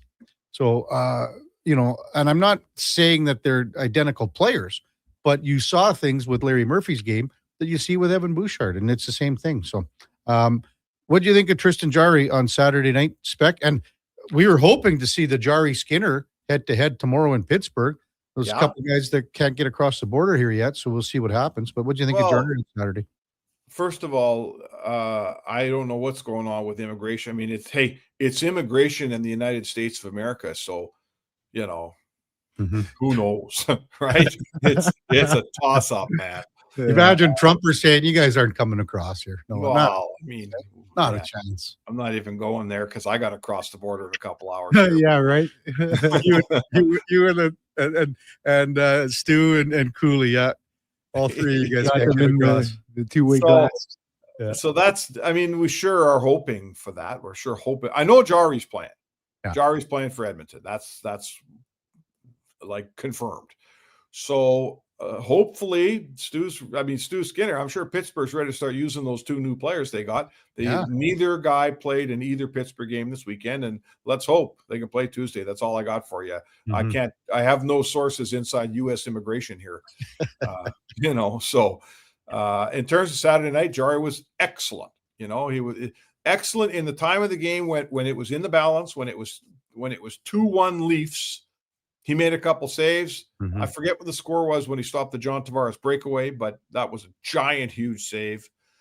Made a bunch of good saves. I thought the one goal, I think it was the first goal of the game, got a really bad break on a puck that hit a stick, and he was going to direct a rebound in the corner. It ended up sitting right in front of him. It wasn't his fault, just a bad break. So, and sure, they get a third goal with 3 minutes left. Who cares, right? Mm-hmm. That was just stuff happens. So, no, that was all weekend, both games, the Oilers got the definition of goaltending that gave them a chance to win the hockey game. On Saturday, they pumped some goals in and took advantage of it. And on Sunday, they didn't. But Cal Pickard absolutely gave them a chance to win in Montreal, did a fantastic job. You can't ask for more from your goalie than he gave you. Stopped 4 breakaways. Yeah. So the goaltending was A+ this weekend, and they got 2 points out of it. Yeah, it could have been 8-1 last night. Could have been 8-1. And over really early.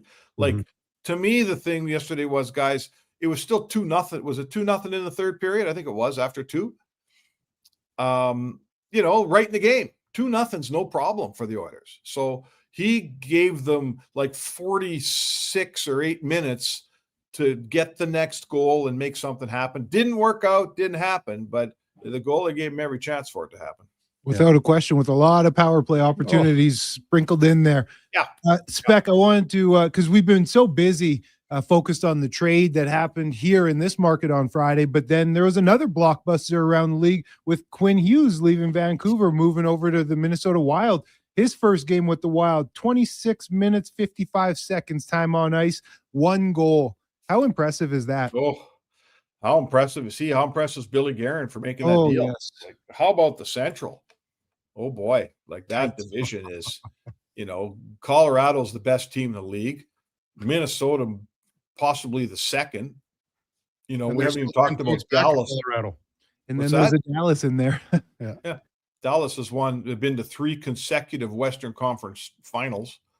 So that division, it's not even funny. Like, it's going to be wicked. You don't want, and Winnipeg's in there, and Winnipeg's a really good team. They won the President's Trophy last year, and they have the same team back. I know they're having a little bit of a struggle, but Winnipeg's really good. So that's a killer strong division. You don't want to be the 4th place team in the Pacific, because every chance is you're going to end up having to go over there and play Colorado in the first round. Yeah, the second wild card team is going over there, and they're going to have to win. You're going to have to beat Dallas, and you're going to have to beat either Minnesota, and you're going to have to face Colorado likely first. Yeah, so you don't want to be that team. Like, that's just no way to do business. So, no, give Billy Guerin credit. Like, they just turned into a Stanley Cup contender right now. Like, when Minnesota came into town the other week, I remember going on some rant about how look at all the great players they have, like are really good players. They got to look at their roster. They got all these excellent players in Minnesota, and they go out in the first round every year. Like, what the heck's going on? And now they got Quinn Hughes, and they've got 2 goaltenders. Like Team Sweden's likely going to be the 1-2 for Team Sweden. These 2 guys, Gustafsson and Wallstedt. Eric Sinek is as good a 2C as there is in hockey. They got all these guys. They got Boldy. They got Faber. They got Spurgeon. They got, oh my God, they got a good team. Kaprizov. I forgot about Kaprizov, one of the top 6 or 7 guys in the league. Unbelievable team. It's time for them to win. Yeah, I thought that Vancouver did quite well on the trade, to be honest with you, Spec. They got some good pieces there. I'm sorry, who? Like in the trade, like for Quinn Hughes. Oh, yeah, sure. I think everybody, I was talking to some scouts about Bouillon. Yeah. And everyone loves him. Everyone says, like, this kid, he wants the puck on his stick at all times. He pushed Faber off the power play in Minnesota. He's going to run a power play in Vancouver for a long time to come. So, yeah, sure. I don't know about Ogren if he's any good. I'm not sure. Who else they get? Rossi's a nice player. They need some help there. I would have liked to have seen them get a little size. And, I always get in trouble when I say this, but I think the Canucks need some Canadians on their team. But that's just me. No, that's real. Yeah. Yeah. Who would slap your wrist for that? That's real. Oh my God. No. I'm Why? already in trouble just for saying it once. You're not allowed to say that anymore. So let's move on. Are you going to get to the football game tonight or what, Spec? No chance I'm going to that football game. What's the weather in Pittsburgh tonight? Great. Because it's freezing here in Montreal. Yeah. Balmy. Well, it is not balmy. You could go to the Value Village in Pittsburgh, pick up a nice coat. Okay? Not a chance, buddy. Are all those other donkeys going or what? I don't know. I think there's a couple guys going. I was talking to Tony Brar. He thought he was going to go. So I don't even know who they're playing. Who are they playing? Miami. Stoff. Is Stoff going or what? I'm not walking across the street to see Miami play, buddy. Come on now. Across the street, it's right there. Is your hotel right there, Spec, or what? I'm downtown Pittsburgh. It's not that far from the football stadium. And go get a walk-up ticket, Spec. Yeah, I could, but I won't. Little Monday Night Football. How many Monday night games have you been to? A good handful? Never. Oh, never? No, I got an idea where I'll watch the game, but it probably won't be outdoors. This will be your last chance that you get to go, and you're not even thinking about it. That's so disappointing. Yeah, well, I'm here to tell you. It's funny, Spec, because this is all coming from a guy who got caught up in Riverhawks traffic, circled the ballpark. It was too busy, so he decided to drive home. That's right. On a beautiful, warm night, he couldn't even sit On in a his 30-degree night, he couldn't even park and walk to the ballpark. He There was just nowhere to park. he drove right home. He drove downtown, circled the park, and drove home. That's had the true. dog at He's home, got you, too. Kev. Never mind. Way to go, Eddie. I owe you one, brother. Man, Eddie, I thought we were on the same side here. I've never seen you this red before. Hey, KK. are you good tomorrow, Spec, or what's your agenda here? I'm flying in. I'll be there. I'll be 8 a.m. Mountain tomorrow for sure. Yeah, and then what I'll be about on my way Wednesday? out to see the it'll probably be on the phone. I'm going to go out to see the Pittsburgh skate tomorrow and hopefully talk to Stu Skinner if I can. Oh, good. And then are you coming home after the Boston game? Yeah, coming home after the Boston game. We'll sort all that stuff out. I'll send you a text. Sounds good, Big Eye. Thanks, Spec. All right, Enjoy. boys. Safe travels. Hopefully you can get across the border. Yeah, me too. Have a great Monday, everybody. Mark Spector, Rogers Sportsnet on the mark, brought to you by, powered by, fueled by Northgate Chevrolet Buick GMC. This truck's for you. Check them out at northgategm.com. We had a couple texts about wondering how these guys can't get across the border. Beaumont Garrett, please explain what the difference is with USA immigration for a player on a visiting team versus actually playing for a USA team. I think I don't get it. I said I don't know either. Sometimes every once in a while this comes into play, Isn't it where you're earning your money though? That's because now they're going to be earning their money down in Pittsburgh in the States. So it's just tax thing, everything. And like I said earlier, man, it's moves slow with the U.S. government. Okay, I get all that, but unfortunately, professional athletes, entertainers get special treatment. Yes, you do. Like, I mean, if Eddie Steele all of a sudden started working for whatever Pete's Pipeline Service down in Pittsburgh, you do. You're going to be having a lot more trouble than what these two guys should be having because you do it all the time. It's expedited, but I'm telling you, and my brother-in-law, he works for the feds down there, man. Okay. It's like with layoffs and stuff, it's slow moving. So this is probably part of the reason why. Text 833-401-1440. Otwell Okotoks Oiler. Hey, check this out, KK. He says Dylan Holloway, 8 goals, 9 assists, 17 points in 33 games played. All situational points per 60. 1.73. Vasily Podkolzin, 8, 7, 15, and 32. So similar. All situations, points per 60 minutes, 183. Those are a lot of numbers to digest, but I think the comparison is there. And you've got Podkolzin locked in now for 3 more years after this year. I like the player. Oh, and unfortunately, Holloway, I just read, got injured at practice yesterday. Was it injured? You know what? I didn't check. Non-contact. Oh, really? Yeah. These non-contact injuries, man. Well, the two in the NFL. I mean, Mahomes and Parsons. Mm-hmm. Parsons was okay, I think, this year, no? Yeah, he had 12 and a half sacks. He was impactful. Yeah. He brought up, elevated the defense around him, other players. I would say that's because he had so many triple teams, right? Yeah. So other guys were able to eat off and no their penalties called against him, eh? Yeah. It's impressive. He had a good season.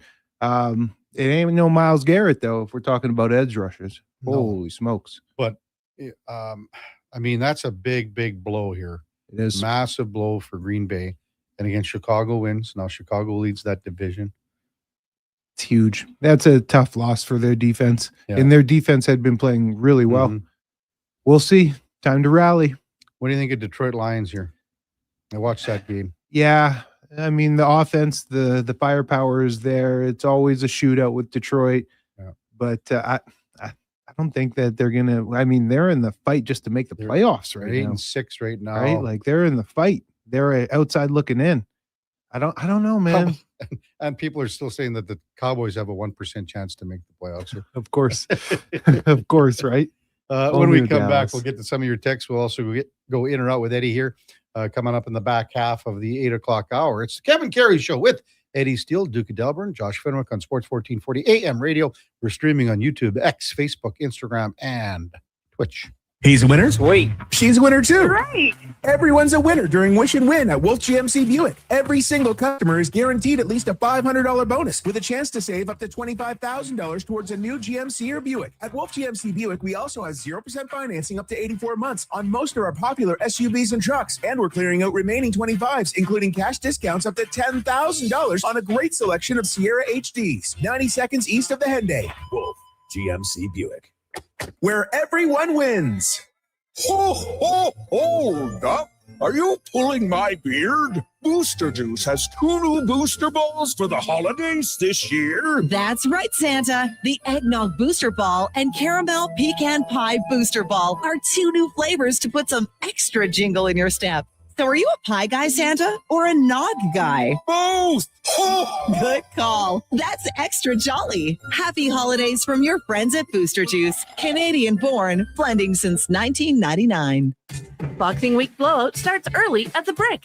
Find real Boxing Day prices early and beat the rush on the 26th. Score the best deals on electronics and appliances.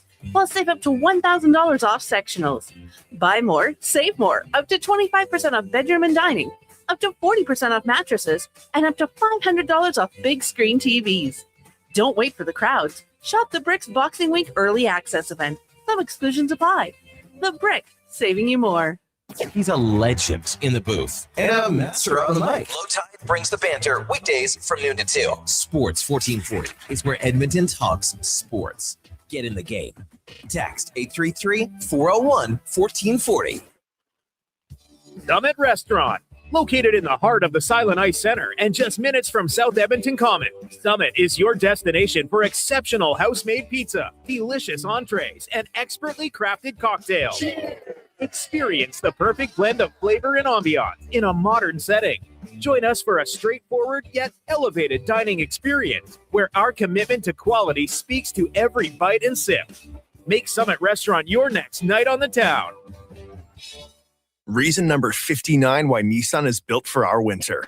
Because when winter storms make on-road feel like off-road, we've got you.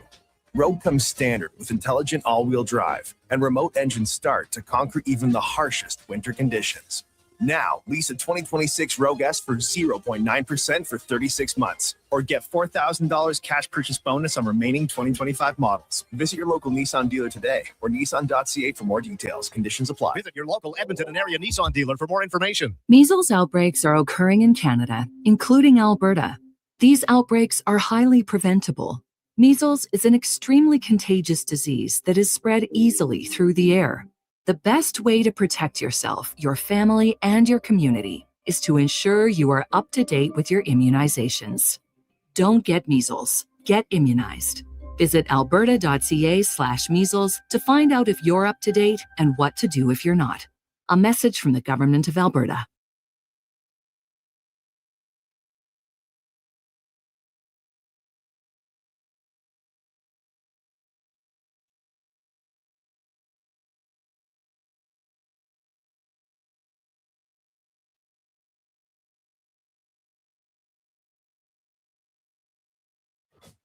The Karius Show, breaking down Edmonton's favorite teams, even though his favorite Junior A hockey team is the Yorkton Terriers. Thanks for checking in with Sports 1440.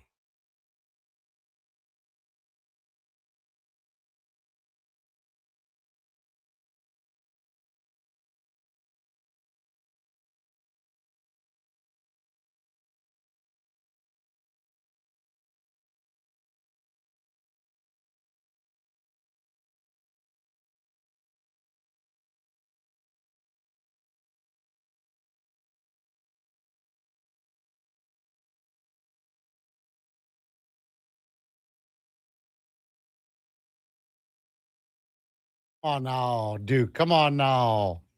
That's all. That song is almost as bad from than the spin-off of Love Actually when the guy won the Song of the Year.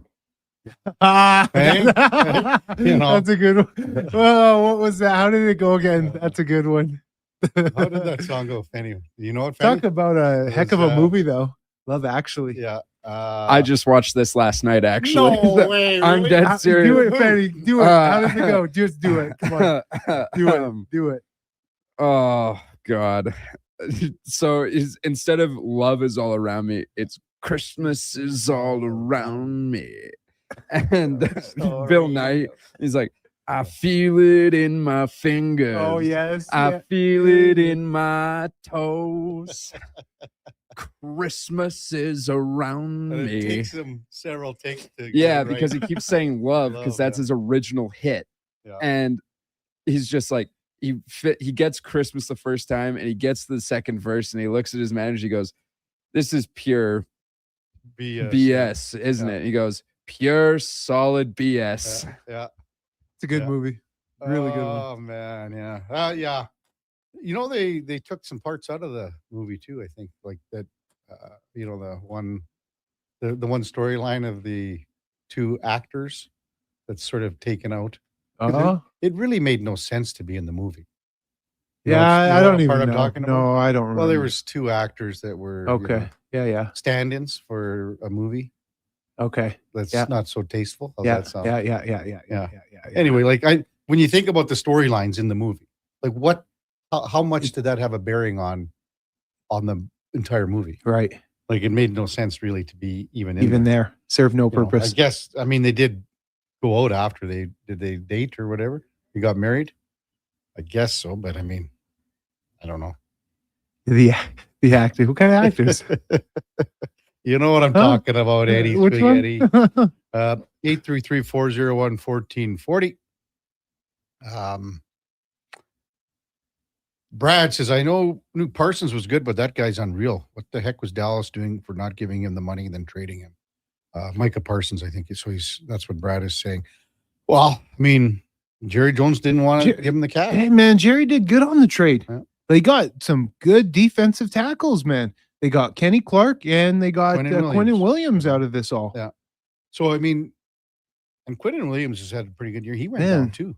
Yeah, he did. And then you hate to look at it from this perspective, but we alluded to it earlier. Mm-hmm.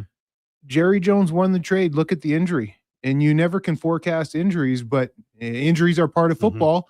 And what if Micah Parsons tore his ACL playing for the Cowboys? Yeah. He didn't. Jerry Jones got assets for that. And now it's an injured asset for Green Bay. Jerry Jones won. That's the reality of it, man. And again, the picks that he got up, that they picked up, they used a lot of that for Quinnen Williams, right? So it's basically, it was in some sense, it was Williams coming in for Parsons going up. There's still a lot of holes in Dallas. Absolutely. Yeah, there is a lot of holes. Still a lot of holes.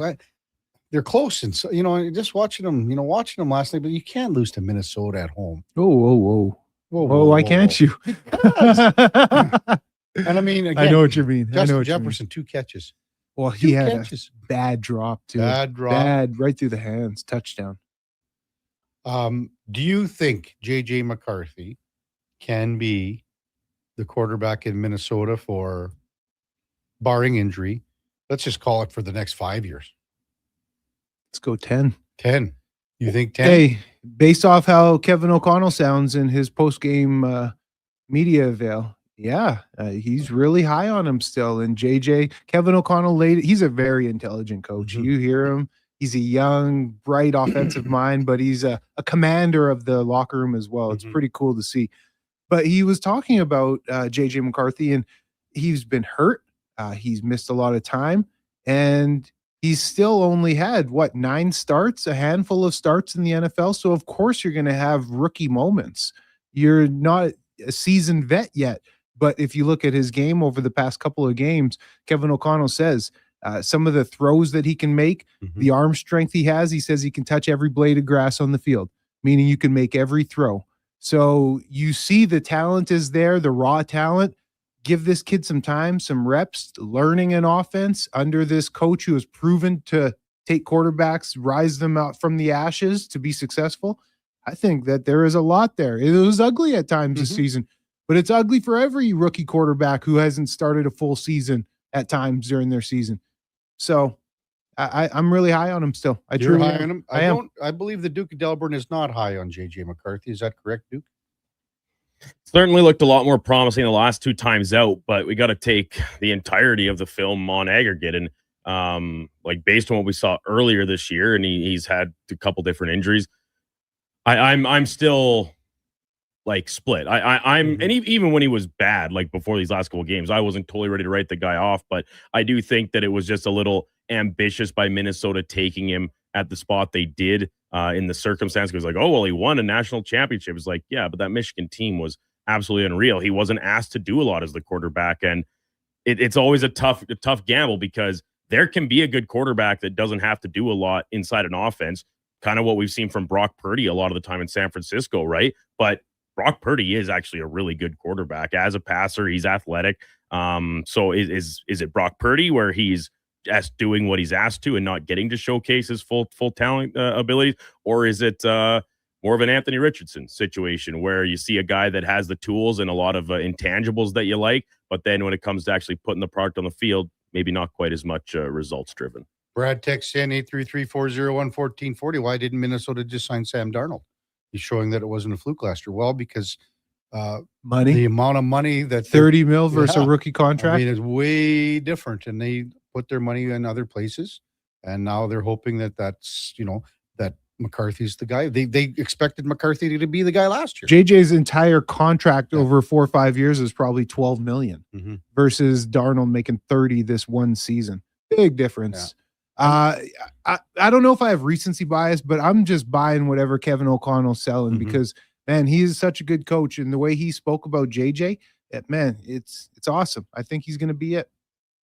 Pat Mahomes and the Chiefs, just before we go to break here, Eddie.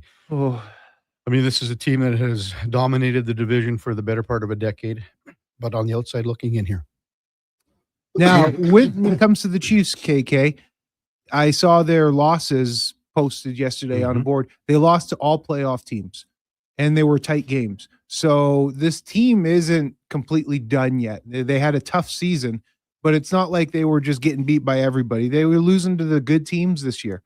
Regression happened for sure. They have to retool. You think they're going to be able to, Kevin? I don't think they are. You think that this is going to be it for them? Yeah, I think, you know why? Because it's not so much on them, but think about the division. Denver is not going anywhere for a while here. And again, you talk about their quarterback and what they did yesterday.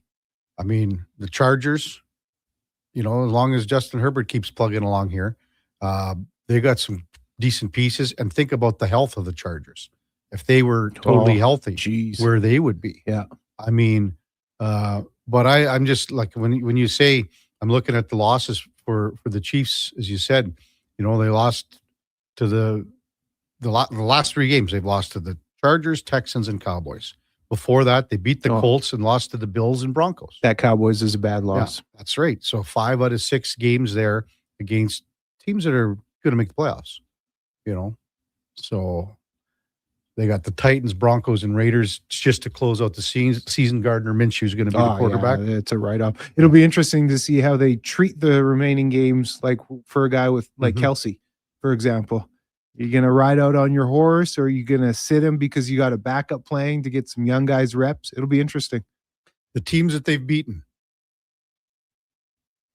quite possibly only one team is going to make the playoffs, and that's Baltimore. And they got to win the division yet. Yes, exactly. So, I mean, they beat the Giants. They beat the Lions, who are teetering here. They beat the Raiders and Commanders and Colts. They've had a stinky season. Yeah. It's been a stinky year for them. Absolutely. When we come back, we'll get to In or Out with Eddie Steele on the Kevin Karius Show with the Duke of Delburne. Josh Fenwick on Sports 1440 AM radio. We're also streaming on YouTube, X, Facebook, Instagram, and Twitch. Ready for a silly hockey fans. Your partner in power just skated onto the ice. EWEL.ca, the new e-commerce website for electrical wholesalers Edmonton, is ready for the power play 24/7, 365. UL skates to where the puck will be in 5 years. Now that's forward thinking. Killer selection, slamming products from the best brands, and legendary service. Don't sit on the bench. Get your account today at EWEL.ca and win that project. Plug into your partner in power. Get an EWEL.ca account today. Hi, Mike here from Northgate Chevrolet Buick GMC. December is here. Christmas shopping, Christmas wrapping, Christmas baking, grocery shopping. What about our vehicle? Does it need tires? It's not running? No problem. We got you covered. At Northgate GM, we have a tremendous selection of newer used vehicles, winter tires at cost, and of course, service with a smile. Come in and see us today, 13215 97th Street, or visit us online at northgategm.com. You're in Northgate country. Whether you're a craft beer connoisseur or more of a wine aficionado, there's always something new to discover at Sherbrooke Liquor, a unique family-owned independent liquor store. The selection, incredible. The non-alcohol section is also very impressive. Sherbrooke Liquor, expert, knowledgeable staff with a passion for unique finds. More than just a liquor store, we're a community. Alberta's best, the one and only Sherbrooke Liquor. Wine, spirits, and oodles of beer. Visit SherbrookeLiquor.com. Weekly NFL giveaways, drink specials, huge screen TVs. The hits keep coming at First Round, Edmonton's NFL headquarters. Watch NFL football at First Round, and you could win a trip to your favorite NFL city for a regular season game next season. Catch NFL action Thursday nights, all day Sunday, starting with the Pro Bowl brunch from 10:30 to 2. Then Monday night, with half-price boneless wings after 6 p.m. First Round, burgers, beer, sports. Downtown and Bourbon Street, West Edmonton Mall. Bring in the new year with a Canadian country legend. December 31st, in concert at the Silent Ice Center in Nisku. Brett Kissel. She drives me crazy. With special guests Haley Benedict and Morgan Clyburn. Bring your friends, your cowboy boots, and your party spirit for a night full of hits, celebration, and unforgettable memories. Hosted by Chris Sheets. The countdown to 2026 starts with Brett Kissel live on stage. Get your tickets now at silenticecenter.com/events. This hockey season, before every game, check out the pregame show with Andrew Walker on Sports 1440. It's brought to you by Titan Supply, your only source for rigging, lifting, and hauling products. Visit titansupply.ca. Hi, Dennis from Weiss Johnson, and I'm joined by a very important member of our team, Jody. She coordinates our crew and job packages for all furnace replacements, air conditioner, and heat pump installs. And Dennis, I've got to say, our installers really are the best. They've all been with us for a long time, and we never use subcontractors. So you know that whomever is in your home is a Weiss Johnson employee, not someone hired out just to get things done. So the next time you need us, ask for Jody. Always happy to help. Visit weiss-johnson.com today. 'Tis the season for Selly. Selly's Sports Bar and Lounge. Take a break from the holiday hustle and bustle. Cheer on your favorite team and ask about the daily game night food and drink features. Plus, there's tons of TVs and Oilers watch parties this December and all season long. Selly's Sports Bar and Lounge at all 3 Century Casino locations, Edmonton, St. Albert, and Century Mile. Check it out. Every day is game day at Century Casino.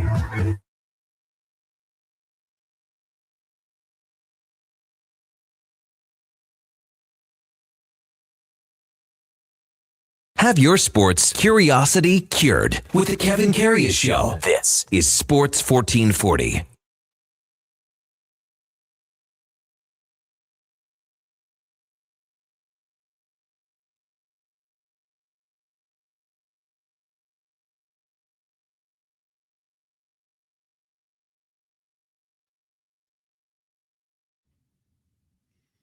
All right, welcome back to the big program. 840 in Edmonton. Kevin Karius, Eddie Steele with you. Text 833-401-1440. MTR finally slides in. Finally. Waiting on that one. We've seen the best of Mahomes, he says. Look at his numbers the last 3 years. Hasn't been the same quarterback in 23, 24, 25 that he was in 2018 to 2022. Total regression. Oh, that wasn't the text I was expecting to hear. I thought he was here to collect his winnings from you, pal. I think it's, it's easy money. No. One more win is a push. 2 he wins. He's got to win 2 out of the last 3. 2 out of the last 3 he had for the it win. locked up. 11's the push. 12 is the win. What are you growing? No, dude. What are you talking about? Duke's challenging No, that's you right. now. No, that's That's fine. correct. Yeah. So I'm fine with it. Or to 10. And I hope that he gets, whatever. I'm going to buy him a 6-pack of Bull, and we'll take it from there. Time now for Are You In or Out? Okay. You know what? Moving too fast. Bottom line. Are you in or you out? In or out of what? No time for questions. Just action. In or out. Well, then I'm out. I'm sorry, Jet. Actually, you're already in. Are you in or are you out? On Sports 1440. I thought you would go, I'm in, Bob. We would have had a really cool moment, but you kind of ruined the whole thing. All right, Duke, let her buck. Oilers with a pair of games over the weekend, splitting the contests in Toronto and Montreal. Tristan Jarry made his debut with the team Saturday night, hockey night in Canada, picked up the W over the Maple Leafs after a first look for Oilers fans seeing Jarry in the team's threads. The most tangible upgrade he provides over Stuart Skinner as a goaltender is his quickness in the crease. Quickness. Yeah, I'm going to go in on this one, but I'm also going to bring in puck mobility, puck movement, ability to dish it off quicker, maybe to his defense. Okay. A little bit there. So I'm going to throw that in as well. And the quickness, it's an interesting word because what's that? How about the word movement? That's exactly where I was going. Yeah. Me The too. movement is the movement's different. It's a little more economical. Yeah. He's composed. And that's always, we've talked about Stu Skinner for a lot about that's how he plays. Yeah. And when he is economical and controls his movement, he's much better. But he gets out of that. It's habits that he hasn't been able to totally break yet. So I'll probably go in here, Duke, with that and saying about that quickness, and maybe it just looks more economical in the movement than quickness, maybe too. And I think maybe if we're trying to pull on the other side of this here, and it's his first game, maybe a little jitters, a little nerves. He's a pro, but it's always difficult when you're in a new group and you're just kind of thrown out there. You don't know these guys yet, the ones in front of you. I do think like he's a little more aggressive by nature. because of his agility and his quickness and his movements, that he has the ability to scramble back.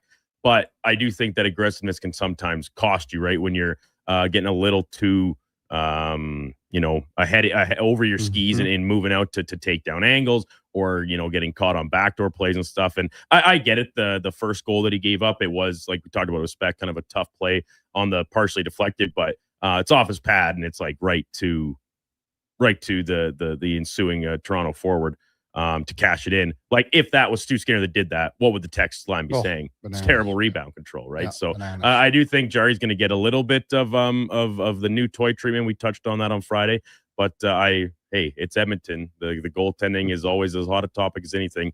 We'll see maybe how long it does last. Anything to add on that? No. Okay. Kevin said it pretty well. Like, not the word quickness, but it's the movement for me. Sure. So Zach Hyman stayed hot following last week's hat trick. He had goals in both weekend games of the lone goal for Edmonton yesterday. Matter of fact, with continued production over the next 2 weeks, he can make Team Canada headed to Italy for the Olympics. We've really discussed this a lot with Frank Saravalli. Frank has him on. As I said, I'm going to say this again. He's been my favorite Oiler guy since he arrived, because of how he works, how he handles himself, how he presents himself, what he does as far as being a leader on this team. I would love nothing more to see him make this team. If he stays hot like this, I mean, you got a couple more weeks here. I sure hope it happens. I just don't know if it's. And hey, think about Connor Bedard now. Like, what happens with Connor the Bedard? injury, yeah. I mean, Connor Bedard is, when you saw him go off the ice on the weekend, that did not look good. So that's another opportunity. It's a body. That's for sure. That's a body down that was in the running. Don't know the extent of it, but yeah, when it comes to Hyman, I guess the recency of his play really helps the case. I was never one that thought he should be on the team, even when he was injured. Yeah. There are people, like you said, Frank, that, he should be up there. He plays well with Connor McDavid. I never bought into that. There's plenty of other bodies that I thought deserved and could be on that team. It could be, but a simple sense between if Bedard didn't go down and is healthy, you could be looking at, because again, if you have Bedard and you have Celebrini and you have Tom Wilson, now someone's coming out. Yes. And that's if you're adding Hyman to the list here. And that someone could be as simple as a guy like Brandon Hagel out of Tampa. And now look who the head coach is, though. That's Hagel. That's the whole thing. Tampa, and that's why a lot of people think that Cirelli will be on the team, right? Because of that closeness with John Cooper. Mm-hmm. And Cirelli does a lot of little things well that people don't see. And he did a lot of those little things well in the Four Nations. But, I mean, because of the seasons so far that Bedard and Celebrini and Wilson are having. Yeah. How can you? I mean, again, depending on the injury. Hey, and this has gone on forever. Whoever's coaching the team, like go back to the 87. They got their guys, eh? Glenn Sather. Well, okay, Kevin Lowe, you're on. All these guys. Some of the guys that there was Oilers and Islanders, like they had a dozen guys on the teams in '84. Yeah, the trust factor. Yeah. So it should make for an interesting next couple of weeks. I believe New Year's Eve is when the full Olympic rosters will be announced for the major clubs: Canada, USA, Sweden, Finland, and I think a couple others as well. 3. Quinn Hughes scoring his first as a Minnesota Wild yesterday after Friday's blockbuster deal that sent him to the state of hockey. Marco Rossi, Zeev Buum, former first-round pick Liam Ogren, and a first-round pick in 2026, all headed to Vancouver on the other side of the trade. Without an extension in Minnesota for Hughes, the Canucks are the winners of this trade. 100% in on without a question. Yeah. They got him for 2 years now. They got Hughes for 2 years. But yeah, without a question, Duke. I mean, a year from now and a bit, they could be doing the exact same thing what Vancouver just did, and they could be getting they could recoup a lot of their assets that they just gave away. And it's not, maybe it's to Jersey, wherever it is. If you don't sign this guy to an extension, Vancouver wins this trade. If they do, then Minnesota wins the trade. But like you could see it again. You could see the exact same thing happening where Minnesota a year from now and a little bit more, maybe the deadline. Dump them and get the assets back. If you're not going to resign her, you cannot let go of an asset and get nothing. No, if he walks for nothing, oh my goodness, colossal failure. Now Quinn Hughes said all the right things to the media yesterday, or whenever it was that he signed, in terms of Billy Guerin wanting him, took a shot on him, was willing to give up assets. They asked if an extension would be in the cards. He said absolutely. So we'll see. And I feel like I'm being like the pessimist on this from a Minnesota perspective. Like you get maybe the second best defenseman in the entire NHL in this trade, right? And it really shores up your back end. That pairing with him and Faber on the top group can rival any other team has to offer. You were already pretty thin down the middle, right? Like at the center ice position. Your best players are your wingers, Kaprizov, Boldy. They've got the young Russian kid Yurov, I think, largely playing top line minutes with Kaprizov right now. And you just traded a former top 10 pick, breakout season the last couple of years, had 60 points as a centerman, who was your like first, second line center currently on the team. I get it. You got to give up players to get good players. You got to take big swings to hit home runs. But if there's another shoe to drop here for Minnesota to make another deal that gets them better up front, I'll retract this. But like their forward group this is a pretty substantial hit to the forward group, losing Marco Rossi. And then the projection on Boehm is obviously incredibly high. He's already had a strong start to his career. First round pick, probably in the second half. And Ogren, he's a former first rounder that is still kind of plying his trade, finding his way as a young player at the pro level. So there's lots of ways to unpack this, but I just think, like, I thought Vancouver, in the situation they were in, a lot of credit to Patrick Alvey and Jim Rutherford here. I thought they made out incredibly well. Number 4, Week 15 in the NFL wrapping up tonight with Monday Night Football from Pittsburgh, PA. The Steelers hosting the Miami Dolphins. We touched on this a little bit earlier, Eddie. You and I did in the break. I think the Dolphins can win this game outright on the road, which would, of course, result in covering the 2 points that they are not favored as underdogs. +2, the Dolphins would be my pick tonight. I think they will. Come on. Yeah, coming now hard. Come on now. Pause. Whoa, almost here. Eddie, chill out, buddy. I am coming now, KK, and I think Miami is going to come out and take it, man. I really do. Why? Because Tua gets the ball up quick. They don't have a TJ Watt, which is their pressure off the edge. The HN, the way he runs the rocks, Pittsburgh had just recently given up 250 yards on the ground rushing. So there's a lot of favorable things here for Miami to come out on top. I'm going to be out because obviously you're picked, right, Duke? So I'll be out, and I think somehow Pittsburgh wins this one. +2 is the spread right now? That's what I'm seeing. What? I thought it was 3.5. You're always moving the goalposts. I have, like, it has changed. I'm seeing 3 now. Oh, I am okay. seeing 3. So what are we doing here then? It's 3. I can't just be spotting you points all the time. Every time you find some obscure book with a different line on it, I can't just spot you points for free all the time. Where are you getting these lines, Kevin?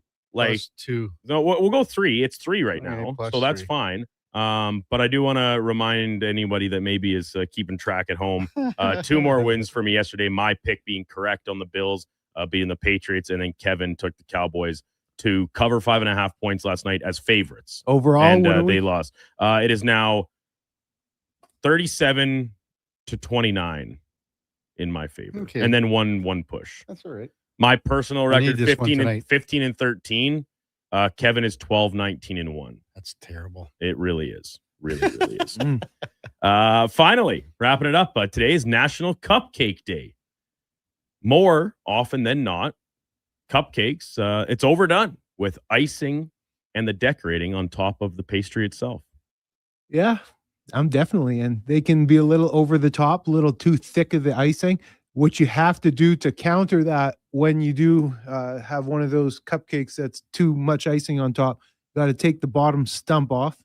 Then you got to put that on top and sandwich it, and sandwich the icing in. I'm not about that. When it's I'm not either, dude. That is just as messy as trying to just like get your mouth around the giant gob of icing that's overdone on top, because cupcakes, as like, they're so crumbly, right? Because they're so fine that as soon as you pull it apart, like it's disintegrated. No, not if you got a juicy, moist one. But Duke, you're not doing it to. You're doing it to counter the icing to cake ratio. That's why you're doing it. I'm not doing it to take a big chunk of icing. I'm trying to get a little icing with balance a little cake of the ingredients. Because when there's too much icing on top, you're not getting all that cake. You're just getting a mouthful of sugar. Which, hey, I'm not not opposed to. Some I don't like. time. Yeah, I don't like getting the icing up your nose. And it's all over your face. Yeah. It's brutal. Up your nose, and then it's all, and especially the green icing. It's terrible. Yeah. Well, I don't think I would remove the stump, Eddie. Like this is like the Seinfeld episode, top of the muffin. The muffin, top of the muffin. Yeah. Can you take some stumps to the garbage dump for me? Are they war veterans? Nobody wants just stumps. Nobody wants a stump. Yeah. And then what was it? Yeah, it's just an explosion out of the pan, Yeah, I'm on the same page here with you, Duke, on this one. I don't know. I don't know why there is so many. Like, why do they have to put that like half-inch ice? And you go to and you go to fancy places, and like that's all the draw. Right? It's like, oh, you got to go get these cupcakes from this new specialty shop that opened up or whatever. It's like it's more icing than cupcake, and it's impossible to eat without making a mess. Like we're saying, getting it all over your face. Like the icing's great. You want to have a nice little smear of it on top of your dessert. But I'm kind of there for the cupcake, not for the icing. I like the name's cake is right in it, right? So that's where I land on this. I'll never turn one down, obviously. But if I had my way, there would be a little bit more control on the icing and decorating portion that goes on top of it all. Yeah, I'm in the same boat here. But I don't know, Eddie, like you're trying to make a sandwich. Only when it's super thick. Just so you get the Why cake would to you just icing dip ratio. that stump into the top ice. Because usually it's like hardened. Yeah, for sure. I'm with Eddie there. It's only to get the cake ratio. Because even if you cut it in half, just from the top down, cut it in half, you have all this icing on top with the little bit of top of the muffin, and then all that cake in the stump that is just untouched. You got to get the cake in with the sugar. Yeah, because there's not enough sugar in the cake. No, you know what I'm saying. I know what Per you're bite. saying. You know exactly what I'm saying. You're a fat boy like me. What kind of cupcake are you looking at here? Like just like a chocolate? Yeah, I'm good with anything. Yeah, anything. Vanilla, chocolate. Yeah. Vanilla? Yeah, anything. Duke, what about you? Yeah, well, I mean, I'm good with anything as previously discussed, but I think I'd probably prefer a nice vanilla one with maybe chocolate icing. Strawberry is nice. I love it. Hacksaw. Whoa. He texted, whoa, you donkeys. Cupcakes are just about the icing. The crappy cake part is just a holder so your fingers don't get messy. Well, they do anyway, so what's the point? I don't know. I'm totally opposite here. Like I'm there for the cake, not for the icing is. What about those miniature cupcakes, dude? You like the miniature? Well, yeah, because then though you can just like bomb those right in. You don't got to be worried about taking like the minis that come in those little plastic trays you're getting at the local bakery wherever you do your grocery shopping. Those are great. You love a little $3 Walmart tray, huh? I can honestly say I don't think I've ever bought one, but if you're at like potluck or a gathering and they're there, oh for sure, man, I'll crush those. Just put the whole tray on my plate. Just head back to the table with my cup of coffee. Let me guess, Kevin, you got a nice little recipe, but there's some secrets in it to get the best cupcake, but you won't tell us. No. Actually, we were over at the in-laws yesterday for a nice supper, and the mother-in-law made these. They're sort of like an eclair, but it was like with the creamy filling, and then on the top was chocolate sauce. Nice. And how many did you have? I had 2 of them. I should have only had one, but I had 2. Did you see the way he just looked down? I was honest. At least I was honest. The sheep. Little shame. He did. He little, said, I had 2. Shame. I know your name. It's Kevin Karius. You probably can hear it in his voice, listeners. Family dinner. So he looked down like he was so embarrassed. I had 2 of them. Well, it's that time of the season. You got to, man. You got to. It was my daughter's birthday party over the weekend. I was crushing cake. Yeah. Oh yeah. Well, when we were making those cabbage rolls, Duke, and I invited you over for the rum and eggnog. Yeah, I was already halfway to Delburne. I had 3 rum and eggnogs. Oh yeah, it's thick. Well, no, because I told you got to cut it with skim milk. So you did that last year. Yeah, you use eggnog light, and then you cut it with Oh, skim you're milk. cutting the light? You're double cut. Ugh. It's Eddie. I'm telling That's you, you're going to go. gross. This is the best That's thing ever. But gross. you got to have the fresh. Who buys skim milk? No one fresh should be grated- illegal. just- Yes, it Eddie, should. Come Duke. on, the freshly grated nutmeg. That's what does it. Very worse, I'll 2%. guarantee you. Sometimes I can make 3.25. Kevin, you should be trying to make the Martha Stewart eggnog recipe where she's pouring like 3 full cups of bourbon and 2 full cups of rum and a little cognac in there, I think too. And Does then she it's like, use Does she use that like bourbon? it's insane. Like it's all over my Instagram feed at this time of year because of the season and stuff. And yeah, she's like measuring cups full of 3 different kinds of liquor: bourbon, rum, and cognac. And then same thing though. She's just like you at the very end, some freshly grated nutmeg right on top at the very end. And then she's always like, make sure you only have 1 cup because this stuff is strong. Well, I mean, she was in jail for a reason here. Right? She's hard. She's the hard real one. OG. She's making that hooch. Whenever I see her and Snoop Dogg doing stuff together, I just go, "How I on know, earth did man. this How did they connect? union ever happen?" Exactly. Because she's hard AF. Exactly. She from the streets, man. Yeah. Oh man, Snoopy. What's cooking today? Are you going over to do a little? Yeah, gonna go shoot some podcasts with Elks 101 with Deck, and then I gotta bounce out to Westlock. Gotta go install a grease trap, a pump for their grease trap out in the hospital at Westlock. You're gonna install it? I'm installing it, looking like this. What kind of outfit do you wear? Like You're looking at it, You got buddy. a pair of overalls? No, to cover man. and stuff? People are always quite shocked, when I get down in dirty and crawl spaces in dress clothes. But tell them that's Why part of the would you- business, man. Why would you wear? Your I have other stuff to do. It's not that bad. I got to get on a knee. Worst case scenario. It's not that. So what bad. do you install this trap? But then you got to. Well, it's actually for a drain. I forgot. It's not for their grease trap. Typically, it would be, but it's for a drain in their operating room. They're having a little bit of some issues because there's a lot of material. The gory stuff, the blood, the bones, the guts, and stuff that create some issues for the drain line. So, I'm gonna go install this pump to inject some chemical to break some of that material down, Wow. alleviate the issues. Man, It's very impressive. Very impressive. should be impressed now. You know what you should do is take one of your golf clubs and jam it down there. See what happens. Fish something out, huh? Take that 90-degree wedge that you got and just zip it down there and just use it like a plunger. Maybe that club will Kevin. break on you. I've never seen someone double hit chips as much as you. What are you talking about? Eddie, how about You double, they do. He double every round. He's good for 2 or 3 double we're chips. on 14 at the ranch, Duke, and Eddie double hits one out of the high grass and says, "Well, that didn't count." Well, no one saw that. eh? I love you guys, man. That's funny. Thanks, Eddie. Have a great week. We will, I guess, see you on Friday. Yes, sir. And man, Christmas Last is- week of school for the kids. Is and- it? Is it? They're yeah, all, this is the everyone's big Friday? week. So this is the big push for everybody. It'll be my last push for the sales job. So yeah, it's Did gonna you do be a all your big one. Christmas shopping already? Oh yeah, man. The Really? hay is in the barn. Is that right? Hay's in the barn. Well, are you going to get Duke a card because he's going to hang it up on his fridge and everything like that? No, I'm not getting him something. I got little Eddie steal something though. Oh, good for you. Oh boy. All right, boys. Have a great week, Eddie. We'll see you on Friday. Yep.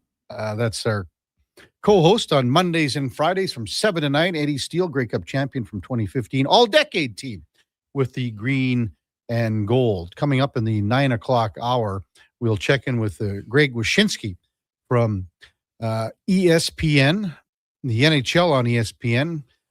Alan Saunders from Steelers Now covers the Pittsburgh Steelers. We'll preview tonight's Monday nighter between Pittsburgh and Miami. And then we got Patrick Johnson from Post Media. We'll get reaction from the left coast with the trade for Quinn Hughes going to Minnesota. Before all of that, time now for a Sports 1440 update brought to you by First Round. And you know what? Tonight's the night. You could head down and win an NFL jersey tonight at both locations. Plus, you get 50% off boneless wings only at First Round, Edmonton's NFL headquarters, right here in the mall that has it all on Bourbon Street or downtown on 104th Avenue. Here is the Duke. This is a Sports 1440 update.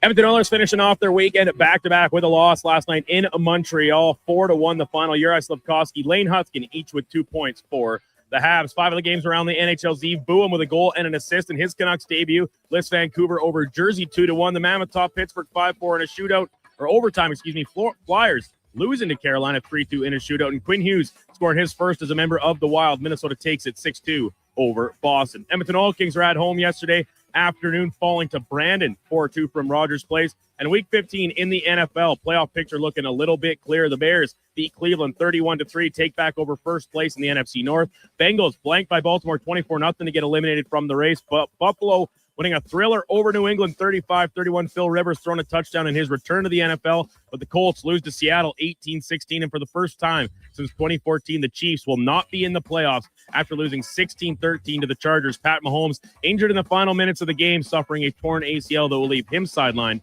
for the next 9 months. Green Bay pass rusher Micah Parsons also suffering a torn ACL in the Packers' 34-26 loss to Denver. And this just breaking, coming over the wire in the last 10 minutes. New York Jets firing defensive coordinator Steve Wilkes after yesterday's drubbing at the hands of the Jacksonville Jaguars. On the hardwood, 8 games total, including the Lakers beating Phoenix 116-114, and the Blazers win a track meet over Golden State 136-131. Coming up in hour 3 of the Kevin Karius Show, we'll be joined by Greg Wyshynski from the NHL on ESPN. I'm Brandon Douglas at your Sports 1440 update. This is Sports 1440, a Stingray radio station broadcasting on Treaty 6 territory. Download the free iHeartRadio app and listen to CKJR wherever you go. Hey, sports fans, we've got a clear choice for you. At Crystal Glass, we provide customers with the perfect glass for any job. From home to auto and even commercial, installation or repairs, we're your team. Call 310 Glass or visit crystalglass.ca. Crystal Glass. Looking for the perfect gift? Give the gift of great taste with a Loca Quality Market gift card. Redeemable at any Loca Quality Market or Loca operated restaurant. It's a treat for food lovers. Ready anytime. Grab yours today at loca.ca. Do you listen to sports radio at work?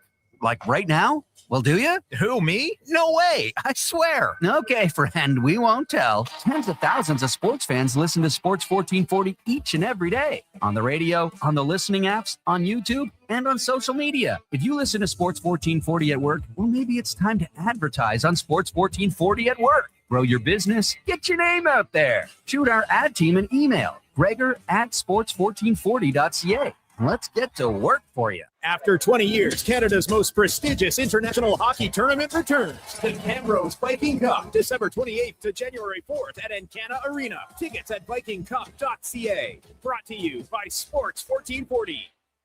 The wrapping paper is coming off. The gift box is opening, and the crowd goes wild. When they want sports in their stocking, you'll find gifts that score big at St. Albert's Source for Sports. Jerseys and accessories, baseball, bikes, all kinds of skates, and everything on. It's all here, alongside expert advice from pros who know sports. Put the best sports brands under the tree for less with St. Albert's Source for Sports, your source for hockey and the best sports gifts for over 35 years. Canada's own Crave is soaring to new heights and is now bigger and better than ever. Crave has added over 10,000 new hours of amazing content, including the biggest live events. And the Oscar goes to? Select live sports like golf and NASCAR. And even news. We have exclusive details tonight. Plus, hit shows and movies from 18 leading TV channels. And all at the same price. Crave, bigger, better, endlessly entertaining.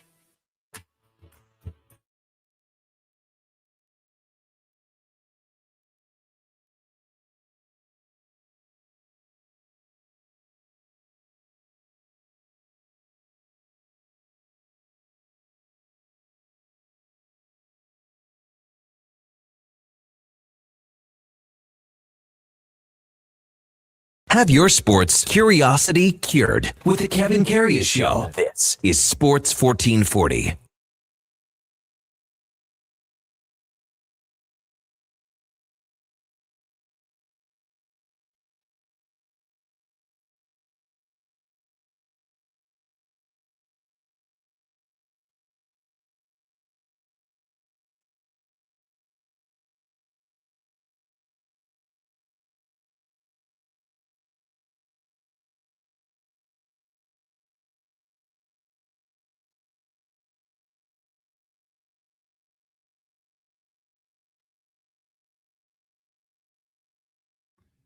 All right, welcome back to the big program, 908 in Edmonton. Kevin Karius, Duke of Delburne, Josh Fenwick with you here on Sports 1440 AM radio. We're also streaming on YouTube, X, Facebook, Instagram, and Twitch. John Gelly texts in at 833-401-1440. Damn, if I wasn't shipping grain, I'd take Eddie for the famous cinnamon buns at Carrie's Cafe in Westlock. Wow, Westlock must have some big-time cinnamine buns there, dude. It sounds like it. I've never had them myself, but I know John, friend of the station, friend of mine, legend out in that community, so that'd be a real treat for Eddie. But hey, work comes first, especially I'm sure John probably wasn't too keen on getting much done over the last few days with the temperatures how it were. It's nice out. Got to make hay while the sun shines, and in this case, that's getting some grain moved around for the Gilly clan. Connie texts in, man, oh man, holy KK, I didn't think you were that bad at picking. Did you tell the boys about your record with your father-in-law? Yes, we have, and I need Pittsburgh tonight, Duke, to have a push on the week.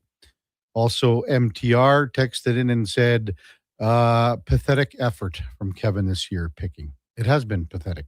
Rig goes, come on, KK, cutting eggnog with skim milk. I'm just saying, just try it, Rig. You're going to go, this is unbelievable. It just adds a little different viscosity to the texture of the eggnog. It's not so thick and creamy and whatever else. Also with cupcakes, Rig says you separate the stump from the top, then take the excess icing and put it on the stump. Then you have two perfectly iced pieces. Should we do a little $50 gift certificate for first round, Duke, tonight? Because of the Monday Night Football game? Yeah, we got a couple to give away this week, so why not do it right off the hop? Here's one for you, Duke. And you said, who's the quarterback in Kansas City the last time they missed the playoffs? It's not Patrick Mahomes. Well, no. It's funny because with the injury now to Mahomes, his streak, if you want to call it that, continues, which is one that he is kind of chasing Tom Brady in the sense that in Tom Brady's career, he never took a snap under center with his team being eliminated from the playoffs. Wow. And so Mahomes is obviously not going to take another snap this season. That streak continues for him as well. Patrick Mahomes, if you are wondering, he has 6 All-Star, technically / Pro Bowl selections. Right. So he's a Pro Bowler 6 times over. Pro Bowl, take that for what it's worth. Do you know that there is a quarterback in the Kansas City Chiefs history that has more? Really? Would you know who it would be? No, because that was the only real Chiefs quarterback that I'm super familiar. Well, I guess I'm maybe a little bit older, a few steps back when they were good again previously. But no, I wouldn't know. Fenny Fenwick just said Joe Montana. No, didn't spend enough time there. Yeah. Joe Montana, I believe, only has 1 Pro Bowl selection with Kansas City.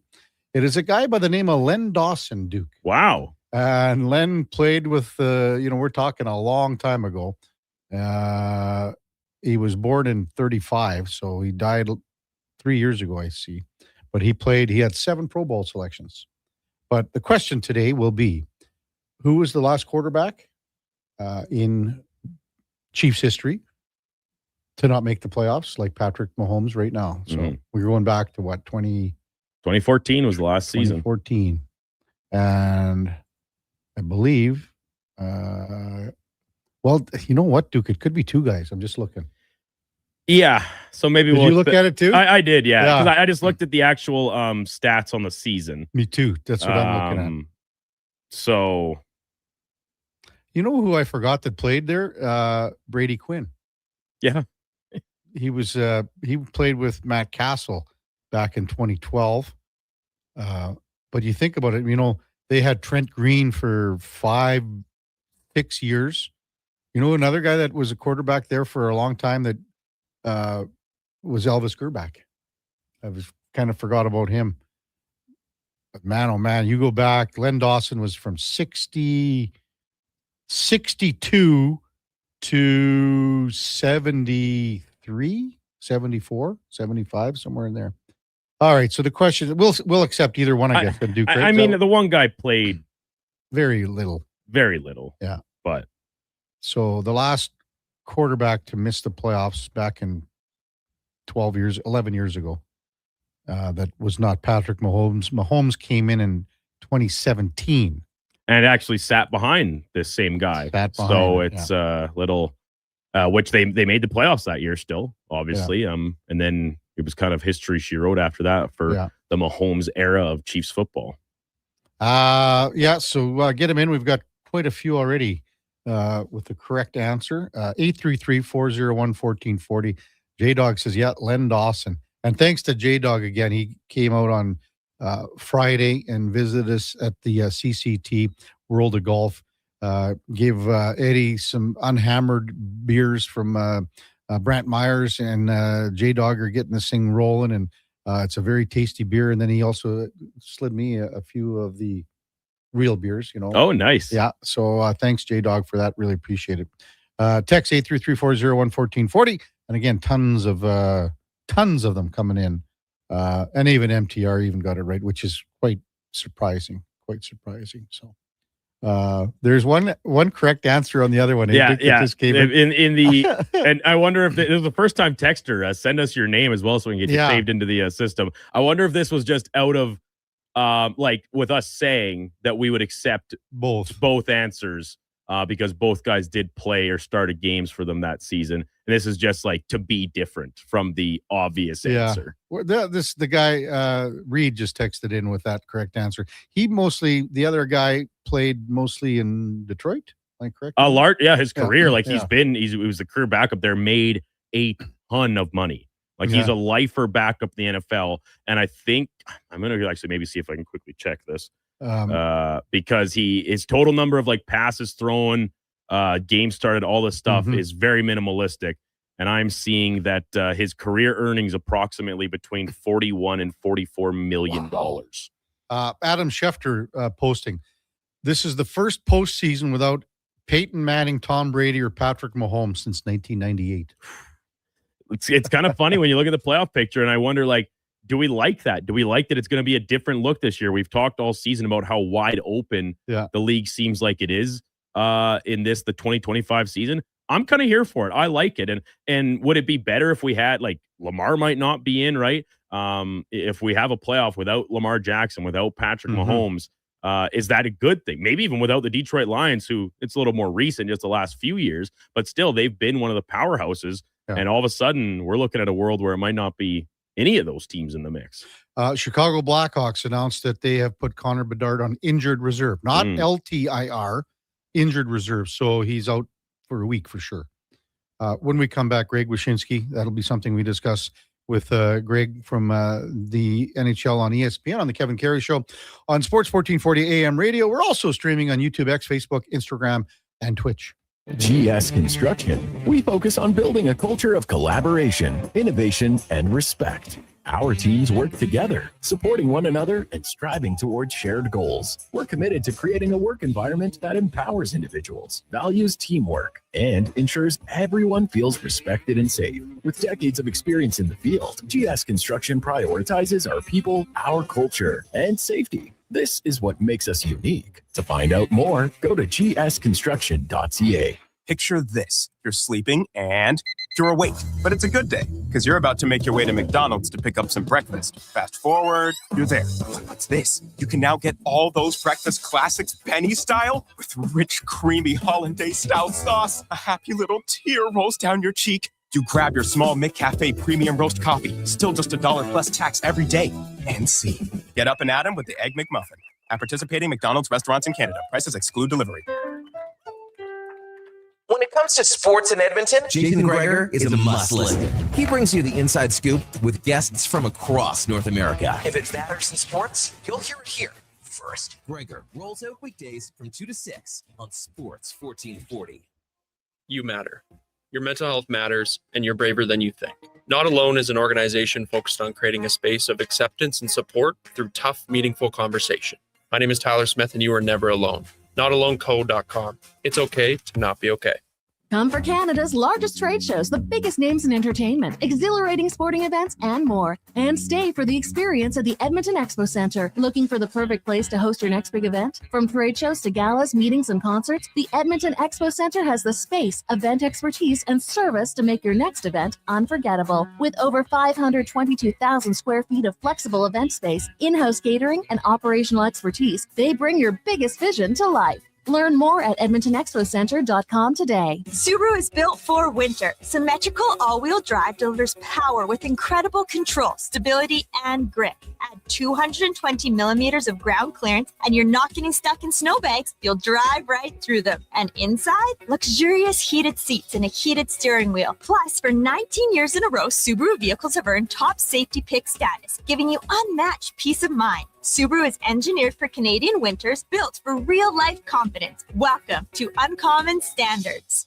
Ho, ho, ho! 'Tis the season to find the perfect gift at the perfect price at Leduc Goldsmiths. The annual Christmas sale is on now with 10 to 25% off all in-store products. All natural and lab-created diamond engagement rings up to 25% off with a wide selection available. You'll have no trouble finding the right piece. The team at Leduc Goldsmiths have years of expertise to help find what you need. Leduc Goldsmiths on Main Street, Leduc. Leduc's Jewelry Store. Family owned and operated for over 30 years.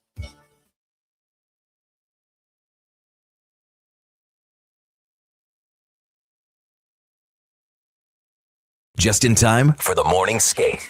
This is the Kevin Karius Show on Sports 1440.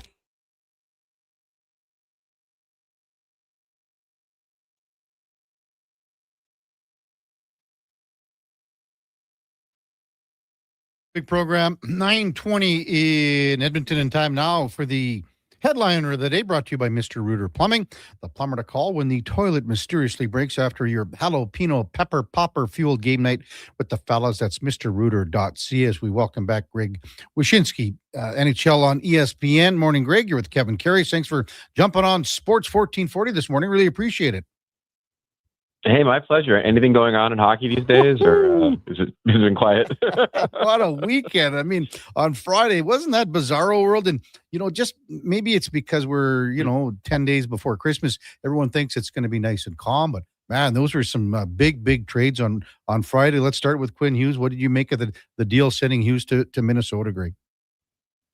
Well, I mean, the first thing is that I think it caught everybody by surprise because we didn't think that the heat was turned up that high in Vancouver to necessitate a Quinn Hughes trade this quickly. I think a lot of us thought that it could happen in early January. It's kind of around the time when Jim Rutherford traded JT Miller last year, and the fact that it happened so quickly, I think we weren't cognizant of just how uncomfortable things had gotten for Quinn and for the team, and also the fact that Quinn and Pat Brisson, his agent, had sort of voiced their desire to have a change of scenery sooner than later. Listen, it's a great trade for Minnesota. I mean, even if it's in the short term, even if it's a 2-year window, it's a team that has been in the league since 2000, and they've not even played for a Stanley Cup, let alone won one. Mm-hmm. So to be aggressive like this, I think is a brilliant move by Bill Guerin. I think he knows that the team that he has is quite good, but not good enough to get past Colorado and not good enough to get past Dallas, to not even speak of Vegas and Edmonton over in the Pacific. So it's an aggressive move and a smart one. And honestly, they gave up a lot, but it's not stuff that I think they are really crushed to have to give up. Like Z Buium is a player they wanted to keep, but Z Buium is still a 20-year-old who has to still prove that he can defend on an NHL level. Marco Rossi, they've been shopping forever. Holmgren was sort of a bust so far, despite being a first-round pick, and obviously they have no problem trading a first for Quinn Hughes. So it's the cost of it is high, but the cost of it is one that I think that the Wild can handle. And obviously in the deal they get not only the second best defenseman in the league for the next 2 years, but then potentially beyond that. Yeah, we have a little segment, Greg, called In or Out. I'll read you the question as it pertained about an hour ago on our show. Here it is. Quinn Hughes scored his first as a Minnesota Wild yesterday after Friday's blockbuster without an extension in mini. The Canucks won this trade. Would you be in or out on that one? I would. That would be out just because you have to look at this in two different ways. One is the transaction itself, and you can say that the Canucks did pretty well for themselves with their hand forced at this point to trade Quinn Hughes. I mean, they've got the young top six center that they wanted in Rossi. They've been searching for that for a long time. They ended up getting a young defenseman who's offense oriented and he's a left-hand shot to boot, which is something that they wanted. They did well for themselves here. They absolutely did. But ultimately, you have to look at why this happened. And it's not simply just that Quinn Hughes wanted to play in the U.S. and be closer to home. It's that the Vancouver Canucks, through their own inept management and internal strife and the Pettersson-Miller drama and Rick Tocchet not sticking around, all of that stuff added up to basically force him out the door. So I can't say they won the trade, because if we're being realistic about it, the trade should have never happened because the Canucks should be better than they are. And the fact that they aren't means that they fumbled one of the biggest bags in recent NHL history, and having Quinn Hughes on your roster and then giving him no reason to stay. ESPN's Greg Wyshynski with us on the Kevin Karius Show on Sports 1440. So a year and a little bit from now, Greg, could you foresee Minnesota being forced to move Quinn Hughes a la like what the Canucks just had to do, and a la maybe what the Toronto Maple Leafs did not do with Mitch Marner? Do you foresee that this could happen again? If he says, I'm not going to sign an extension here, would they move him again? It's possible. I mean, a couple of the executives I've spoken to during the Quinn Hughes trade derby told me that very thing, which is, you could take one good run with him this year, and then if it's not a situation where he wants to extend, if it's an inevitability that he's going to go to New Jersey, well, then you just call up Tom Fitzgerald and say, hey, remember that package you were going to give Vancouver? We'll take it. Here's Quinn Hughes.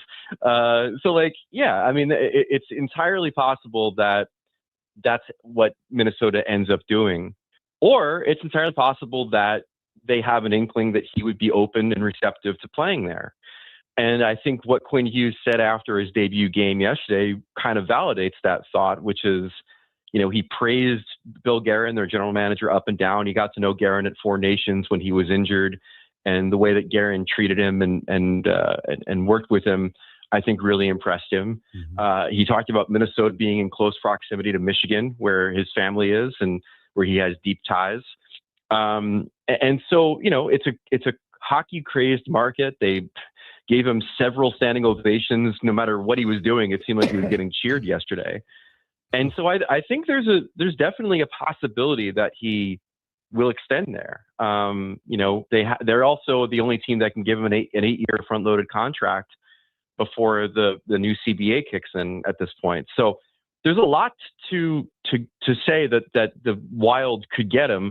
The one thing they don't have are Jack and Luke, which is really the issue. But, Jack could fly over there in 2030, and maybe you keep that in mind for the future as well.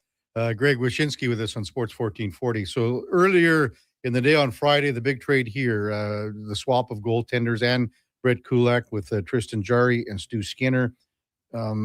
Where do you classify this trade, Greg? A lot of people say it's sort of a lateral for maybe both teams, but also the Oilers, they have that validity of a goaltender under contract for 2.5 years here. So what's your take on that one? It's really funny when people use that term lateral move, because to me, that's why they made the trade, is that Jarry can move laterally, but you can't. It's just it is a lateral move in every sense of the phrase. Look, I don't like the contract. That's the problem for me. I'm actually astounded that Kyle Dubas of the Penguins was able to find a way to move that contract off his books in totality without having to take any of it and keep it on his cap. And so for me, that's the real part of this that I don't like. I mean, they've overpaid for goalies that weren't the solution before. See Jack Campbell, and makes me a little bit nervous that they might have gone down this route again, because Tristan Jarry is a good goaltender, slightly maybe above average goaltender, but by no means they didn't trade for Ilya Sorokin, where you're like, oh God, they solved all their problems. Like this is a goalie they've acquired where you hope he can be the solution, but you're not necessarily confident that he's the solution. But I think in a perfect world for Edmonton, it would have been Jari and Skinner. Obviously, with the money situation, they couldn't make that work without including Skinner in the deal. And I hope for the best for Stu. Like I had a chance to talk to him for a while last year in the playoffs for a feature story on ESPN. He's a delightful guy, a really interesting player when it comes to his mental approach to the game and also processing his failures in helping Edmonton to try to win a cup. So I hope that things work out for him in Pittsburgh, because I think he's a good dude. So just with the Oilers going to 2 cup finals with Stu Skinner and Cal Pickard, because they both were big parts. If the Oilers don't get to a cup final this year or next year, is the trade a failure for the Oilers? You could frame it that way. I mean, I think it all depends on how they play. There are other aspects of this team that I think have sort of atrophied compared to the last couple of years. Like, I mean, I watch this team play sometimes. I'm just like, where's the Corey Perry type that's going to give them that win at all costs goal at a certain point in the game? Like, there are certain parts of the Oilers that I think are not as good as the team that they had last season. That maybe go beyond the goaltending. So, or the year before, exactly. So I understand the question. I think that there's an expectation that you're at least going to get back to the level you've been at in the previous 2 seasons. But it's entirely possible that Jari plays fine. He's not the reason they don't make it, but they still don't make it. Also, as we just talked about with Quinn Hughes, the West is a meat grinder. It is much, much more competitive than it has been in the last couple of seasons. Mm-hmm. Greg Wyshynski with us from the NHL on ESPN. Connor Bedard hurt on the weekend. When you look at the video, it's a very unsuspecting play. It's at the end of the game, and he went down pretty hard and really grabbing his shoulder as he skated off. Today, they just announced that he's going to be going on injured reserve for a week. What did you make of that whole end of the game there? And when he went down, it did not look good. It didn't, and that's extremely bad news for a Blackhawks team that has been way more relevant than I think any of us thought they'd be. I mean, like the fact that the Blackhawks are a scant 3 points out of a playoff spot right now, playing 500 hockey, like that is a testament to how good Bedard's been. I mean, it seems like him and Macklin Celebrini are going to be grouped together for the rest of their lives, right? But in this case, with both those guys this season, they've been the reason why their teams have all of a sudden gone from what seems like a perpetual rebuild to now being in playoff contention. So hopefully Bedard's okay. Hopefully he gets back in there quickly. Obviously it doesn't sound like something that's going to preclude him from being on the Olympic roster if that's the direction Team Canada decides to go. But the Blackhawks need him back ASAP. I mean, this Olympic roster is going to get so much talk here in the next couple of weeks, as you could imagine. Greg, do you have on your Canadian roster, do you have Celebrini, Bedard, and Tom Wilson, all 3 of those guys? I would tend to keep Bedard off. I know that's sort of sacrilege. I think what Tom Wilson brings to a tournament that's going to be played on a slightly smaller ice surface is important. I know people scoff at that because they see Tom Wilson as a one-dimensional player, but I mean, you got to remember this guy has had the ability to skate with some of the best offensive players in the league in Washington during his time there and produce. And he's a good skater. He's got a good skill set beyond his physicality. But when you start thinking about what the Americans tried to do in 4 nations and will probably try to do again in the Olympics should they meet, not necessarily with the fists, but with the physicality, I think Tom Wilson adds an element that's pretty important to Team Canada. And then Celebrini is better than Bedard. Like he's just like a better all-around 200-foot player at this point. I did not think that it would be, year 2 of this guy, and he's drawing, reasonable comparisons to Sidney Crosby. But here we are. So Celebrini and Wilson would be on my Team Canada, keeping in mind, of course, that as an American, I want you guys to like take Nick Cousins and not any of these guys. I know that was coming here next, Greg, for sure. But I mean, I think a lot of people are surprised you don't have Bedard on your team.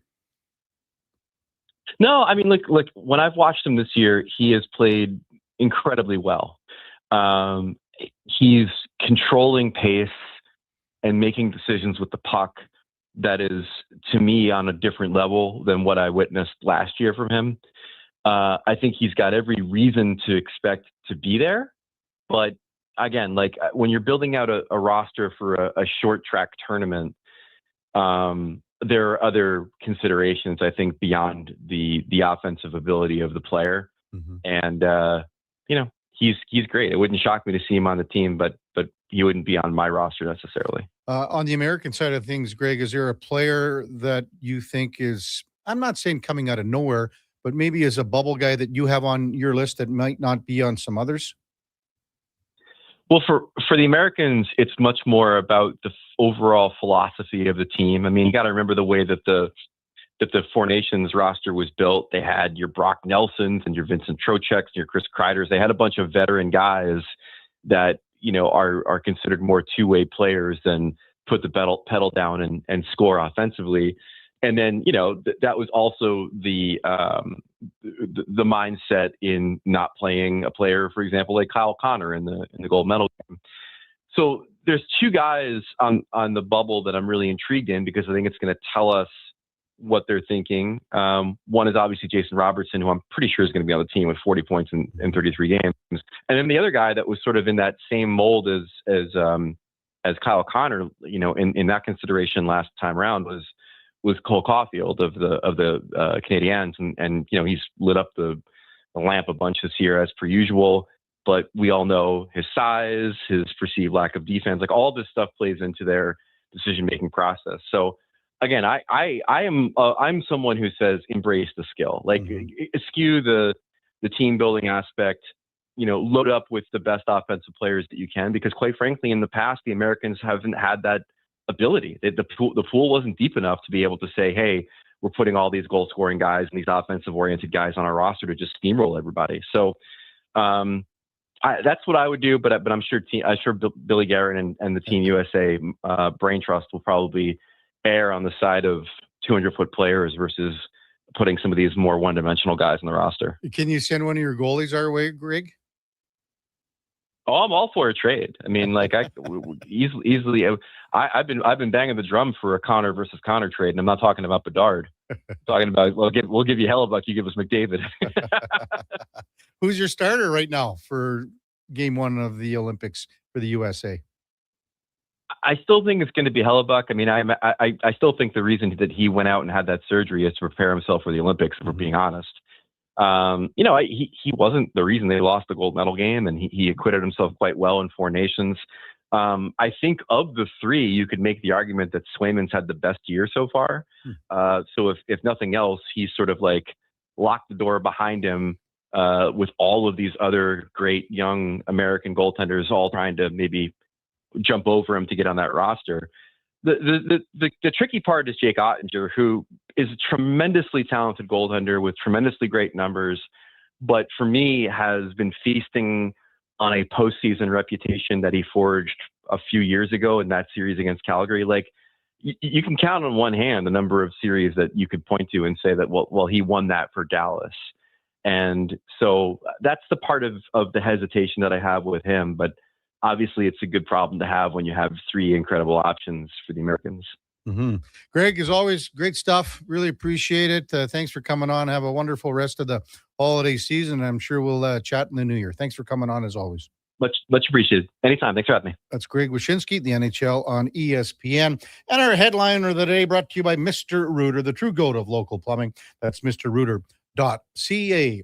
When we come back, we'll get to some of your texts, 833-401-1440, and we will reveal the winner of our $50 gift certificate from First Round. The quarterback in Kansas City, the last one other than Patrick Mahomes now that was at the helm at Pivot when the Kansas City Chiefs missed the playoffs. That's straight ahead on the Kevin Karius Show with the Duke of Delburne and Josh Fenwick on Sports 1440 AM radio. We're streaming on YouTube, X, Facebook, Instagram, and Twitch. Hi, Mike here from Northgate Chevrolet Buick GMC. December is here. Christmas shopping, Christmas wrapping, Christmas baking, grocery shopping. What about our vehicle? Does it need tires? It's not running? No problem. We got you covered. At Northgate GM, we have a tremendous selection of newer used vehicles, winter tires at cost, and of course, service with a smile. Come in and see us today, 13215 97th Street, or visit us online at northgategm.com. You're in Northgate country. I'm Gene Principe, bringing season's heatings from Legacy Heating and Cooling. For Yuletide comfort, you'll love this Christmas. You should. Call Legacy. Call Legacy. There's no better way to fix your furnace. You just... Call Legacy. They're professional, never rude, Dolph. You should. Call Legacy.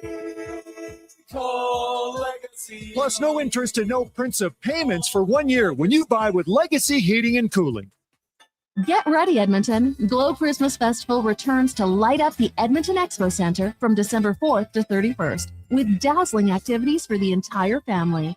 Wander the glowing trails, meet Santa in his sleigh, and shop from over 30 local artisans and vendors with handcrafted gifts and holiday treasures, perfect for everyone on your list. Get your tickets and learn more about what's on this season by visiting the calendar of events at edmontonexpocenter.com today. After 20 years, Canada's most prestigious international hockey tournament returns. The Camrose Viking Cup, December 28th to January 4th at Encana Arena. Tickets at vikingcup.ca. Brought to you by Sports 1440. It's a time for caring, sharing, and time giving. OPT Inc. asks you to look upon this festive season as an opportunity to help others. It is the best gift of the year. Wishing you a truly Merry Christmas from Rod, Roger, Tina, and Bernie Masson. When your driveway's covered in snow, Toro and the Lawnmower Hospital have you covered. Toro's gas or battery-powered single-stage power-clear snowblowers make it easy to clear right down to the concrete with incredible Toro-powered Propel technology. Face the next snow day without fear thanks to Toro and the Lawnmower Hospital. Visit lawnmowerhospital.com. The Lawnmower Hospital.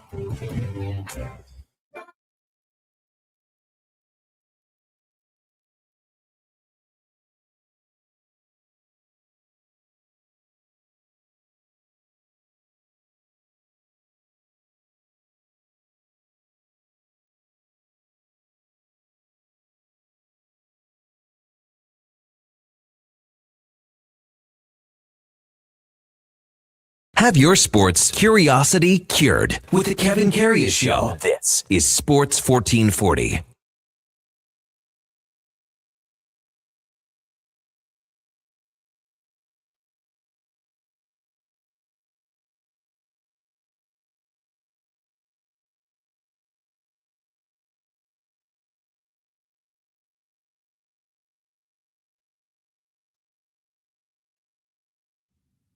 All right, welcome back to the big program, 941 in Edmonton.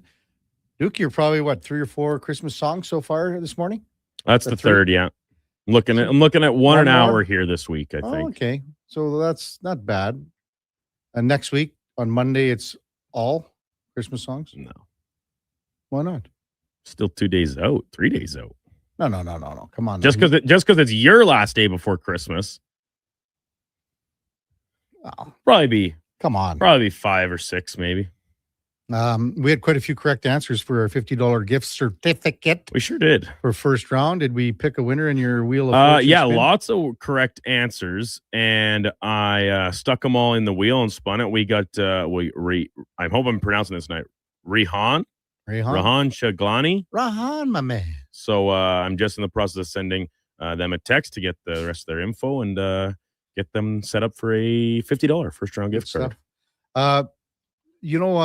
Quietly on the weekend, the Blue Jays signed Tyler Rogers for bullpen help depth. Now, I don't know if I'm pretty sure a lot of our listeners would probably know, what kind of pitcher this guy is. He's a submariner. Mm-hmm. The old knuckle scraper off the mound. I can't wait to see at some point Trey Savage, and then he gets pulled for Tyler Rogers.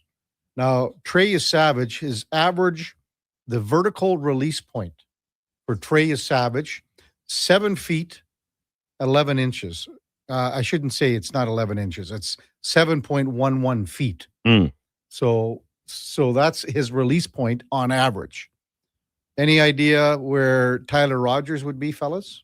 Like 3.5 feet? No, 1.33. Oh, wow. So could you imagine facing a guy like you Savage, and then Rogers comes in back to back? What you'd be looking at as far as the deception from a hitter and a hitter standpoint, what you're going to see coming at you on the mound. You cannot get two guys back to back where you would have almost a difference of 6 feet of release point. Absolutely crazy. It's a contract. And Rogers he's 35 years old. So they gave him a 3-year deal for $37 million. I think with bonuses, it could take the total up to even $48 million. So Rogers has had some of the lowest WHIP and ERA in the last several years. So he's right up there with guys that can get swing and miss and get guys out. So it was a quieter trade. MTR says, no chance I'll ever win. It's rigged against MTR. What are you talking about? MTR's won something here, has he not, Duke? Hard to say. Yeah. Take too long to go back and piece through all the text messages because he's so frequent. Which is fine. We're who glad. do the Niners play next week, Duke? Probably someone bad, if I had to guess, based on their schedule. Week 16, we have the San Francisco 49ers taking on the Indianapolis Colts. Monday Night Football from Lucas Oil Stadium. Currently, the line is Niners by 5.5. That's unbelievable. Unbelievable. Saturday games this week. Yeah, what do we got? What? There's 2 games, Duke? Yeah, 2 Saturday games. Philly and Washington, and the Bears hosting the Packers. Some divisional matchups. And then next week, obviously, the Christmas schedule. So there's 3 games on Christmas and then 2 games on Saturday as well. A lot of games maybe up for grabs on picks-wise that you can try and salvage this. Yes, we're going to up our frequency. Somehow I knew that would be the case. As you fell even further behind. What about fantasy this weekend, though, Duke? This was a pretty big day for global warming. Pretty big day yesterday. Pretty big day. 221 points. So like, do you have an rundown? Who is this roster that put up 221 points in fantasy? And this is full PPR. Full PPR. Single QB. Single QB, 6 points for QB. Okay, 6 QB touchdown. Yeah. Baker Mayfield, 26. Chase Brown, 16. Kyron Williams, 21. Nico Collins, 23. Amon-Ra St. Brown, 41. Trey McBride, 37. Your pick, Tit McMillan, 4.5. What was the other option? Waddle tonight. Oh, yeah, it's just going to be all Achane tonight. So. Brandon Aubrey, even with the 2 missed field goals, 12.6. And he got 6 rushing yards. Mr. Automatic wasn't very automatic yesterday. And then the Eagles defense, 38. It is a record in the Doopies League for 221 points. The league's been going on for 20 years. This is the highest point total. But you know what I'm worried about, Duke? I blasted everything this week and I'll lose next week. Yeah, that's sometimes you always get a little nervous. It's like, did you empty the barrel or the chamber a little too early? Well, and I told you next week I believe I'll be playing the Chin Man. Again, the biggest chin in the world. The Chin Man. And he's got the Houston Texans defense, and they will be home to Vegas, right? Yeah, Houston is. Yeah. So, the Houston defense could do just to Vegas what Philly's defense did this last week. As long as you get 3 points, it's all that matters, because that cuts basically, and defensive touchdowns, right? But if you allow 3 points, at least you're going down to where you're going from 35 to 20. Bang. Yeah. So they got to get a field goal somehow. Yeah, I was not quite as fortuitous as you on the fantasy front. I have a chance. I was the higher seed in both leagues and favored much more heavily in one. I think I was actually an underdog going into the other, but and it's kind of weird how it works out. So I have 2 guys going tonight, and one of those players I'm going up against in my other league. So I was saying this to Eddie this morning. Yeah. I need 32 points combined between Devon Achane and DK Metcalf, but need Metcalf to have less than 17 points, and I can win both my leagues and advance through to the next round of the playoffs. But listen, I'm not greedy. I'm a simple guy. I don't need to win both, but I better at least win one of them. I better. And I'll be if I had to pick one league to win in, I would want it to be my dynasty league. This is the one with all the guys from home that I see very frequently, very regularly. I'm heavily leveraged in that league compared to my other. So I would love to see Devon Achane pop off for like a nice 3-score night, maybe a hundy between the ground and air, and then Metcalf. I don't know, maybe just like a couple catches, 50 yards and a score. That'd be fun. Adam Schefter reporting too that Jaylen Warren has been added to the injury report. He's questionable with an illness, which is, it's not ideal for the Steelers. I mean, they obviously use Kenneth Gainwell a lot, but Warren still a big part of the offense, an involved part. How about this one, Duke, from Jeff Passan just now? Outfielder Adolis Garcia and the Phillies are finalizing a 1-year, $10 million contract. He was 32. He was non-tendered by Texas. Texas had a pretty good lineup too. Garcia 3 years ago was outstanding. Yeah. Even in the playoffs, remember that playoff run? But he looks like he's almost, like Luis Robert in Chicago. Yeah.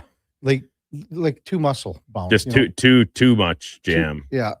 So I don't know. But anyway, it's a $10 million contract. And again, 3-4 years ago, he was dynamite JJ when it came to what the Texas Rangers were doing in the playoffs and everything like that. 833-401-1440. Spec reporting Brett Kulak, Stuart Skinner have been added to Pittsburgh's active roster today, meaning they both have completed the work visa process and are eligible to play Tuesday versus Edmonton. Skinner will wear his number 74. Kulak takes number 77. Ryan Graves has 27 in Pitt. 77. Wow. Cooley. That's Joe Cool right there, man. Number 77. Did I miss anything on the text line here, Duke? Yeah, actually, there is one that I wanted to get to. Our friend Cam Tate. Oh, yes. He's got a poll out on Twitter right now. I just want to make sure I read it correctly, so I'm just going to give myself a second here to bring it up. The poll is about the Oilers goaltending? Yes. So at Cam Tate, at CAMTAIT, if you're not already following Tater, make sure you are. An uncomfortable ask, but something I think we need to ask. This is the third year the Oilers have had a slow start. Do you think this year is the worst and most concerning? We'll discuss on the at Jason Greger show tomorrow afternoon, only on the 2-minute warning on Sports 1440. So this was obviously sent out last night by Cam. A couple hours left in the poll. So go vote, and that will indicate how Cam crafts his 2-minute warning for today's show. In our fantasy here, the fellas, Playbook Vic pounded MTR. Absolutely smoked him, apparently. Do you know what the numbers were there, Duke? I don't know. Give me 1 second. I can tell you. We were eliminated in the final week of the regular season by MTR. So that, unfortunately, took us out of the playoff mix. Where's the matchups? I'm not as familiar with this league for it. Here we go. 166.4 to 82.54 right now. Looks like MTR still has Metcalf and Achane to play. So just like myself, he would need, obviously we're talking 80 plus points between the two guys to make a game of this one. Turn out the lights, the party's over. Not sure there's quite that much juice in the bag. Yeah, turn out the lights, the party's over. Text 833-401-1440. Bad Talk says, hey, it seems to me that most analysts do not consider what the Oilers would have to pay Stu at the end of the year, which I think will be more than Jari. Can you imagine the day the Oilers would have paid Stu $6 to $7 million a year? And then we did discuss this, Bad Talks, over the course of the morning with Eddie. And I think he's going to be, depending on what kind of back half of the season he has with the Pittsburgh Penguins, it's only going to increase. And I think that number right where that's the starting point. Would you say, Duke, that's a fair assessment? So 5.375 is what Jari is. That would be a starting point for what Stu is going to be looking at next year. Yeah. And the better he plays, it's going to get up into that Dostal area. Yeah, we talked about this on Friday a little Yeah. bit, and like I said, this, I think how the rest of the season goes will have a factor in this. Like, it's not a matter of everything he's accomplished. That plays a role for sure in his numbers and all those things. But anywhere between, $5.25, $6.5 million, I think is very realistic for Stu Skinner's next deal, kind of regardless of what maybe the term on that deal would be. I just voted in Tater's poll just now. Did you? Yeah. I can't disclose my vote though, Duke. Okay. I can't disclose it. It's 2/3 one way to a third the other way though right now, the voting. Coming up at the 10 o'clock hour, we got Alan Saunders from Steelers Now. We will dissect this Monday night football game, Pittsburgh taking on the Miami Dolphins. And again, Miami's come on a little bit here down the stretch, but Pittsburgh, after, Baltimore wins, Pittsburgh needs a win to stay in first place all alone at 8-6. Again, the Dolphins have won 4 in a row. They're 6-7 out of the playoff picture. But again, playing a little bit better the last several weeks. Also coming up in the 10 o'clock hour, Patrick Johnston from Post Media. We will get the reaction from Canucks Nation with the trade of Quinn Hughes going to Minnesota on Friday and exactly where the Canucks are moving forward. I mean, they picked up some decent pieces in Rossi and Ziv Buim, but they're still looking at growing and building this team to where, again, they're still open for business. You got to imagine that Evander Kane's still on the go, on the move here. There are other pieces that other teams will be interested for sure. But the Vancouver Canucks last place in the Western Conference standings. Before all that, time now for a Sports 1440 update brought to you by AWS Welding Supplies in Nisku. Product sales, servicing, calibrating, free same-day delivery of in-stock items to Leduc, Nisku, and South Edmonton. Your one-stop shop for all things welding, awswelding.ca. Here is the Duke. This is a Sports 1440 update. 5-game slate in the NHL tonight. The Lightning hosting the Panthers in a battle of the Florida teams. Ducks head to New York, where Jacob Trouba and Chris Kreider will make their returns to MSG against the Rangers. Sens and Jets are Monday Night Prime hockey, and Predators in St. Louis to go up against the Blues. Nightcap has the Dallas Stars hosting the Los Angeles Kings. Chicago Blackhawks placing Connor Bedard on injured reserve with an upper body injury that he sustained in Friday's tilt against St. Louis off of a face-off play. In the AJ tonight, Devon Extreme at home taking on the White Court Wolverines. That one gets underway at 1 o'clock this afternoon. And Monday Night Football will wrap up Week 15 in the NFL with the Pittsburgh Steelers taking on the Miami Dolphins. Dolphins come in winners of 4 straight. Early this morning, New York Jets firing defensive coordinator Steve Wilks after yesterday's blowout loss to the Jacksonville Jaguars. And in the association tonight, 5 games total, including the Raptors back on the court when they visit the Miami Heat. 5:30 tip-off there. Elsewhere, Celtics hosting the Pistons, Dallas and Utah, Denver up against Houston, and the Grizzlies visit the Clippers in Southern California. Coming up in hour 4 of the Kevin Karius Show, we'll be joined by Alan Saunders from Steelers Now, covering the Pittsburgh Steelers, and Post Media's Patrick Johnson covering the Vancouver Canucks. I'm Brandon Douglas at your Sports 1440 update. Sports 1440, Stingray radio station. CKJR broadcasts from West Edmonton Mall and Wetaskiwin. Download the free Stingray music app and listen wherever you go. Seriously, another door knocker? I really want to go solar, but these high-pressure tactics are exhausting. And their prices are unbelievable. Before we do anything, let's call Great Canadian Solar. There's a better way to go solar. Great Canadian Solar provides honest advice and fair pricing to save you from overpaying. They're easy to deal with and will never put pressure on you to buy. As a trusted local business for over 15 years, Great Canadian Solar will support you in your solar journey. Visit GreatCanadianSolar.com and call today to get started. Vinny and Don in Hockey are dedicated to skill development for all hockey players. If you know a student athlete interested in growing as a person and a player, register for a free shadow day. Beginner or experienced, this program develops a student athlete skill in a supportive environment. It's a great opportunity for prospective student athletes entering grades 3 through 12 to see what Vimy and Donnan have to offer. Visit vimyridge.epsb.ca or donnan.epsb.ca for more info and to sign up. This hockey season, before every game, check out the pregame show with Andrew Walker on Sports 1440. It's brought to you by Titan Supply, your only source for rigging, lifting, and hauling products. Visit titansupply.ca.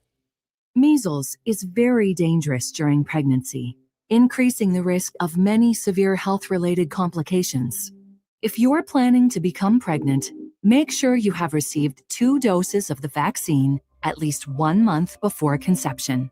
Don't get measles, get immunized. Visit alberta.ca/measles to find out if you're up to date and what to do if you're not. A message from the Government of Alberta. Hockey talent from across the globe is coming to cameras. The Viking Cup returns for the first time in nearly 20 years, December 28th to January 3rd at the Encana Arena. Witness this elite competition between teams from Canada, the USA, and Europe. See the speed, skill, and intensity of world-class hockey right at home. Full event packages are on sale now with adult and student pricing available. Get your tickets before they sell out at vikingcup.ca. Oh, mama.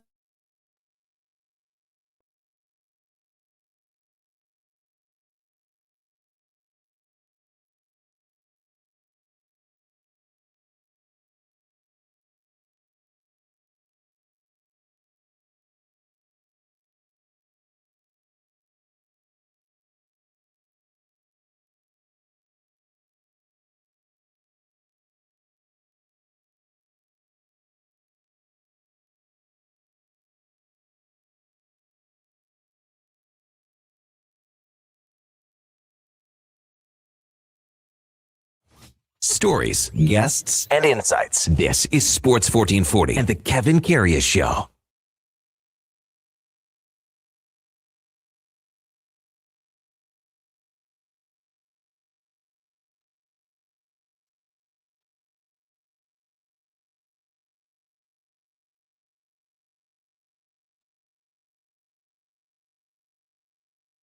All right, welcome back to the big program. 10 o'clock in Edmonton, in time now for the game of the day, brought to you by St. Albert Dodge. The biggest sale of the year continues with the Jeep Compass. Hey, it's a Jeep. It's a 4x4. It's got that 8.4-inch touchscreen. It's got the keyless entry. Starts at $34,900 only at stalbertdodge.com as we welcome in Alan Saunders from Steelers Now. Covers the Pittsburgh Steelers ahead of tonight's Monday night game against the Dolphins. Good morning, Alan. You're with Kevin Karius. Thanks for jumping on Sports 1440 this morning. Really appreciate it. Absolutely. So, just news coming down about Jalen Warren not feeling 100%. What are the odds of him playing tonight, not playing tonight, Alan? I think he's going to try to play, which is not what all of the fantasy football and daily fantasy guys want to hear, because that also provides a lot of uncertainty of what's going to happen. But I do think he is going to try to play. Woke up not feeling well this morning. Team's getting him some fluids. I think he's going to try to go. Long time to go until kickoff, but a little bit of uncertainty. Although I will say, from the team perspective, the Steelers did just fine when Jalen Warren has missed time. Earlier this year, Kenneth Gainwell has had a really, really good season as his backup in his first year after coming over from Philadelphia. What is it about Gainwell, Alan, that, again, it's almost been a seamless transition to when he's had to fill in for Warren? What is it about him that's been so successful this year? You know, I think he's a really good receiver. It starts there, but I just think he's got a lot of burst, a lot of quickness, runs really decisively. And, you know, I think the Steelers kind of found something. He was behind Saquon Barkley in Philly. It's not a lot of action behind that guy when he's playing at, offensive player of the year kind of caliber. I think he's a pretty good player. They also have Caleb Johnson, a rookie out of Iowa, who they haven't had to use very much because the other two guys have been playing so well. But I think he can be a contributor if he's called upon too. So from a team perspective, I think the Steelers will be okay at running back, whether Warren's able to go or if he's 100% or not.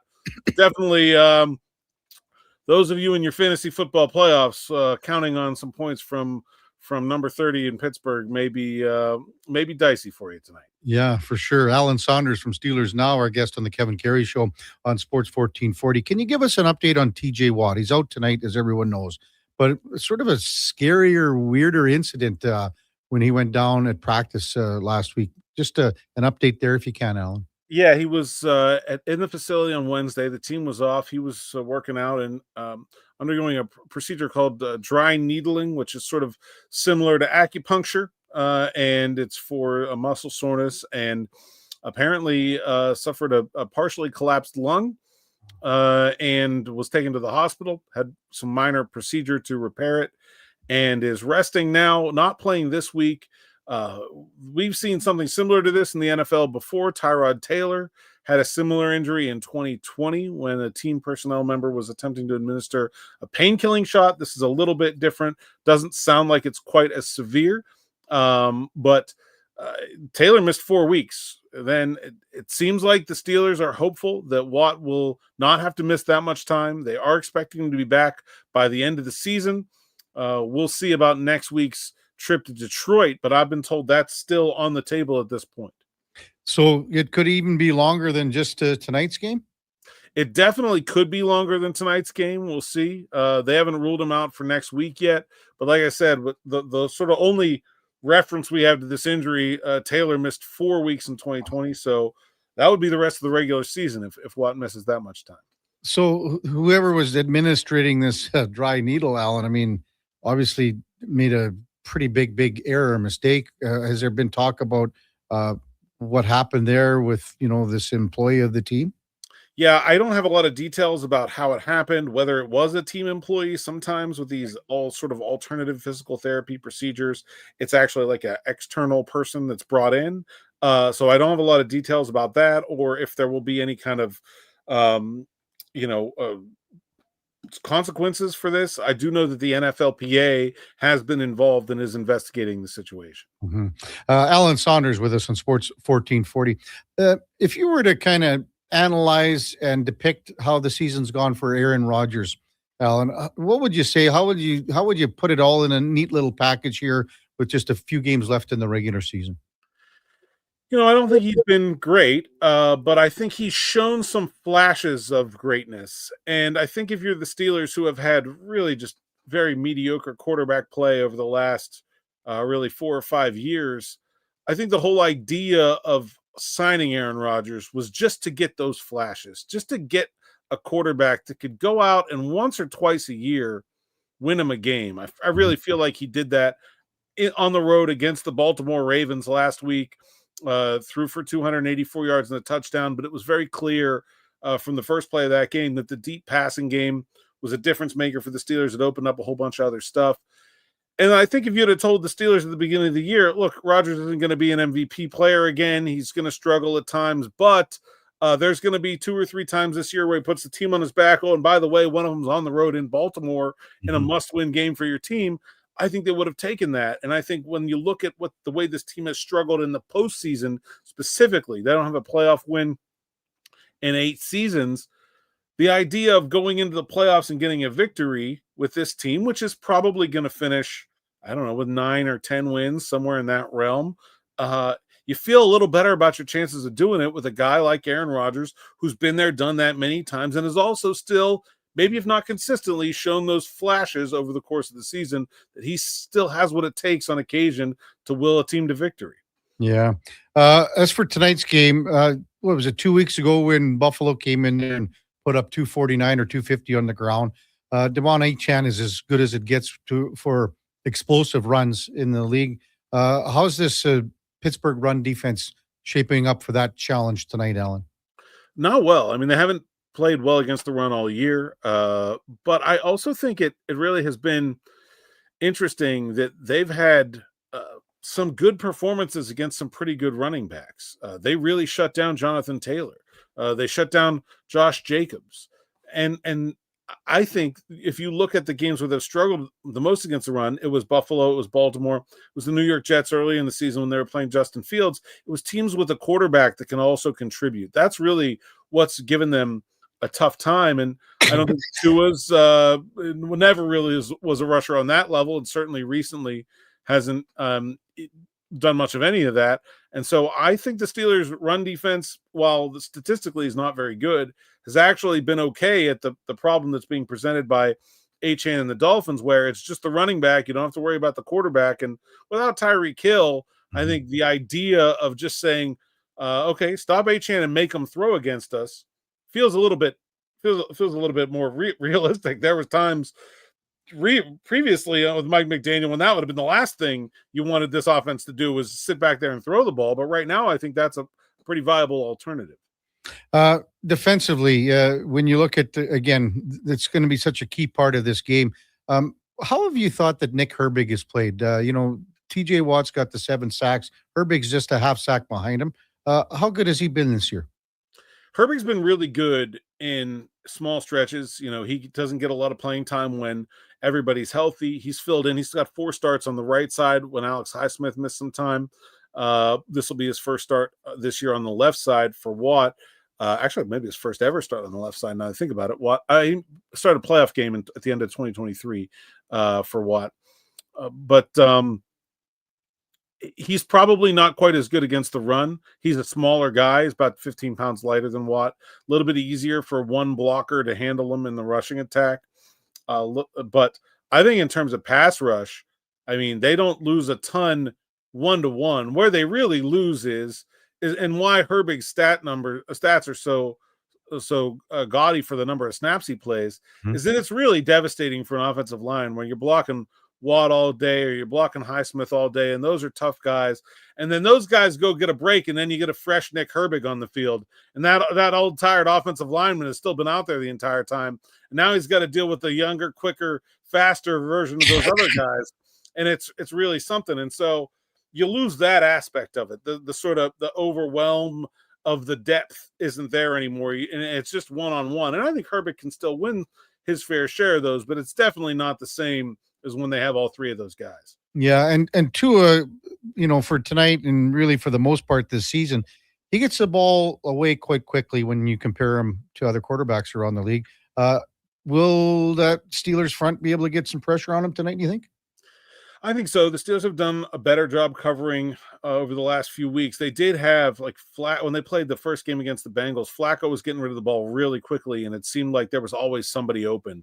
I think when you look at this Baltimore game last week, it was very different where Lamar Jackson was trying. Obviously, he's not playing at 100%. He was trying to get rid of the ball quickly, and there wasn't anybody for him to throw to quickly. And then he had to hold on to the ball and extend plays, and that's when that pass rush was able to get after him and start to impact him. And they end up winning the game on a Highsmith sack on the final drive. I think you could see a similar idea, but the big part of that is the Steelers have to stop the run. They have to get this Dolphins offense in 3rd and long to really make that part of their game stick. How big was that win last week, to go into Baltimore and win that one 27-22, Alan? Because as you said, the season and the division was probably hanging in the balance there. Yeah, I mean, it was huge for this year's team, this division, this playoff race, but also just if you remember back to what happened at the end of last year, I mean, the Steelers went there in the playoffs and just got blasted. They give up almost 300 yards rushing. It was a totally non-competitive performance their last time to Baltimore. So I just think it was really big for them to go in there and get that win, considering what happened the last time, to feel good about themselves. Still got one more against Baltimore. They're probably going to have to win to secure this thing, but you feel really good having gone into that place, which has been a tough place for almost everybody to play, not just the Steelers, but that's an absolutely huge victory. And it's not been a great season for the Steelers, but that really turned it here as we enter the home stretch.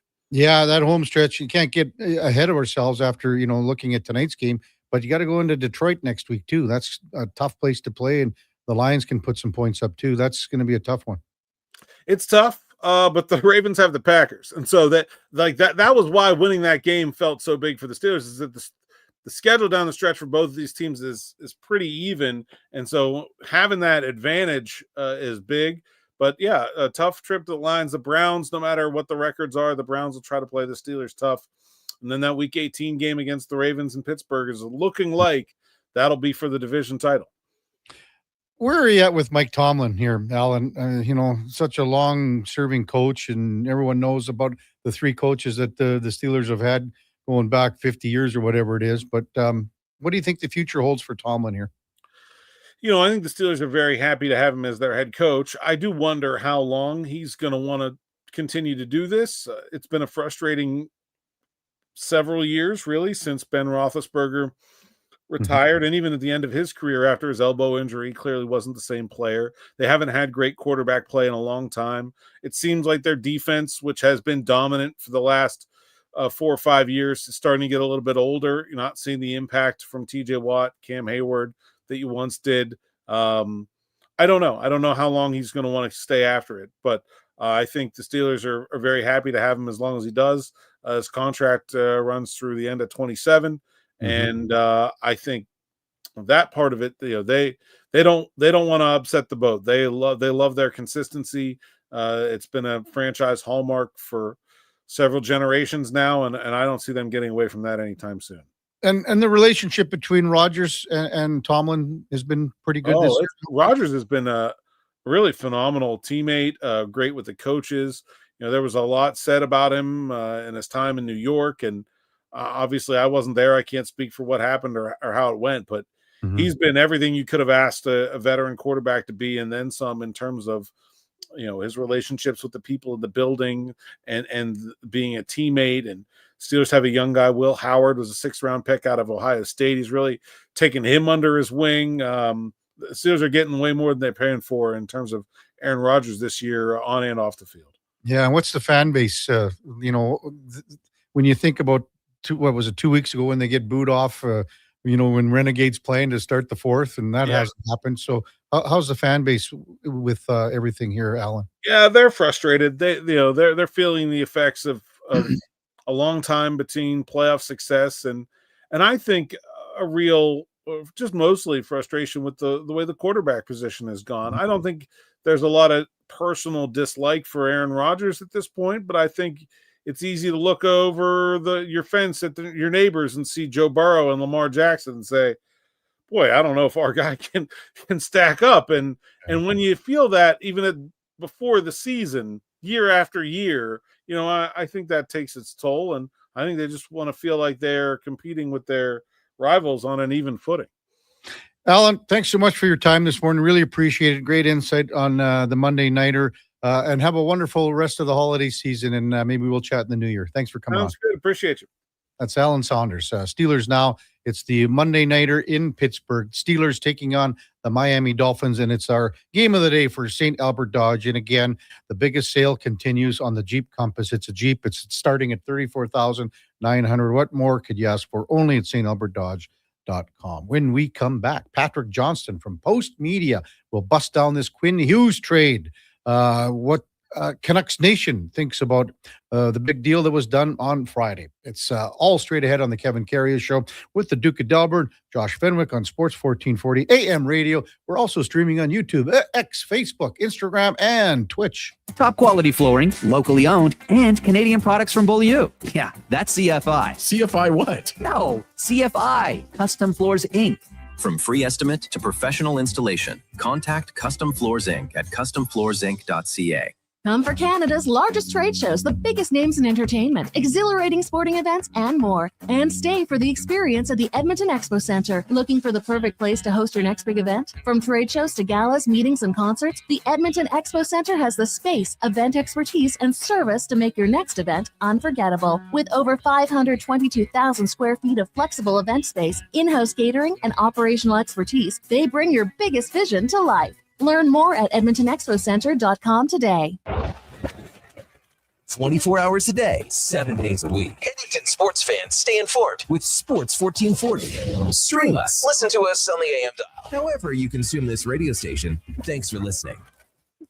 This Christmas, Subaru is proud to support the Little Warriors, a national charitable organization dedicated to protecting children, raising awareness, and helping survivors heal from the trauma of child sexual abuse. Join us for a Phil Forster event at Rally Subaru in Subaru City. We're collecting much-needed items like AAA batteries, art supplies, backpacks for kids, winter gear, and laundry essentials. Drop off your donations at either location and be entered to win a free detail package. Thank you for your support from Subaru. I'm Rick Showers from No Bull RV, and people often ask me, hey Rick, do people actually buy RVs from No Bull in the fall? Fair question, Rick. Why would you want to buy an RV just when it's time to put it away in storage for the winter? And I have the answer, Bob, because the RVs at No Bull are used, and that means every RV on our lot is a one-of-a-kind. So when you're looking for a used RV, you can be really picky. One of a kind means you don't have to compromise on what you're looking for. That's right, Bob. But it also means when you find the right one, you grab it up before someone else does. Sometimes that's in the fall, but No Bull makes it easy because when you buy your used RV now, we include winterization and winter storage for free. We even get it prepared for spring camping at no charge to you. All you need to do is be ready for the great outdoors come next spring. When you think of it that way, the fall might be the best time to get your RV. And that's No Bull. NoBullRV.ca.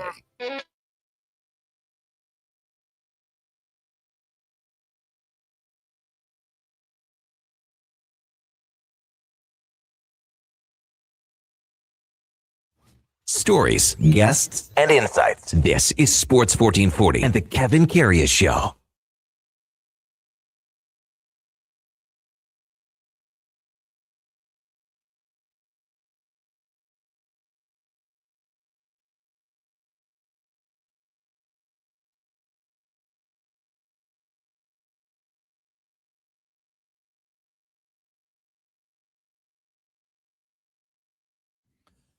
All right, welcome back to the big program, 1019 in Edmonton. Frank Saravalli reporting. Connor Bedard will be out at least until early January, the next time that he will be reevaluated for his upper body injury. They are not considering surgical options at this point. That's early January. That's 2 weeks for sure. And everyone saw him go down. And we will see what that does to the Canadian Olympic team and their thought process as well. Time to bust down a massive trade that happened on Friday with our good buddy Patrick Johnston from Post Media in Vancouver. Morning, Patrick. You're with Kevin Karius. Thanks for jumping on Sports 1440 this morning. Really appreciate it. Exciting to be here and, in video, live seeing you, not just on the phone anymore. This is great. Exactly. Look how great you look. When you get two good-looking guys like that, I mean, you got to give the people what they want. I love it. You know what? I remember a line like that too, Patrick, from, of course, Brian Hall, longtime radio legend here. When he had his roast, John Farlinger, who used to be his color guy, said, when Brian Hall dies, there will be thousands and thousands and thousands of people at his funeral, because I'm a firm believer, if you give the people what they want, they'll come out in droves. Oh, Lord. Yeah, that was a good one. So, well, what's the reaction here, Patrick? Elks Nation with this Quinn Hughes trade that shook down on Friday. I think it's a complicated one. Of course, you lose your best player, best defenseman in team history. That is very hard to take, right? Like, that's just the reality of it is. I think at the same time, there's a little bit of almost relief because things have been going bad, so like this has been a terrible season, right? Like last year was difficult. This year has been terrible.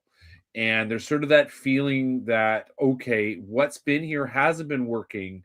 Is it possible that this team can finally sort of accept what in the past has never been accepted, certainly not by ownership, that this is a team that needs to fully and firmly set its sights on the future and have a sort of a clear direction that they are going to truly do what Jim Rutherford said was going to be the plan several weeks ago to me.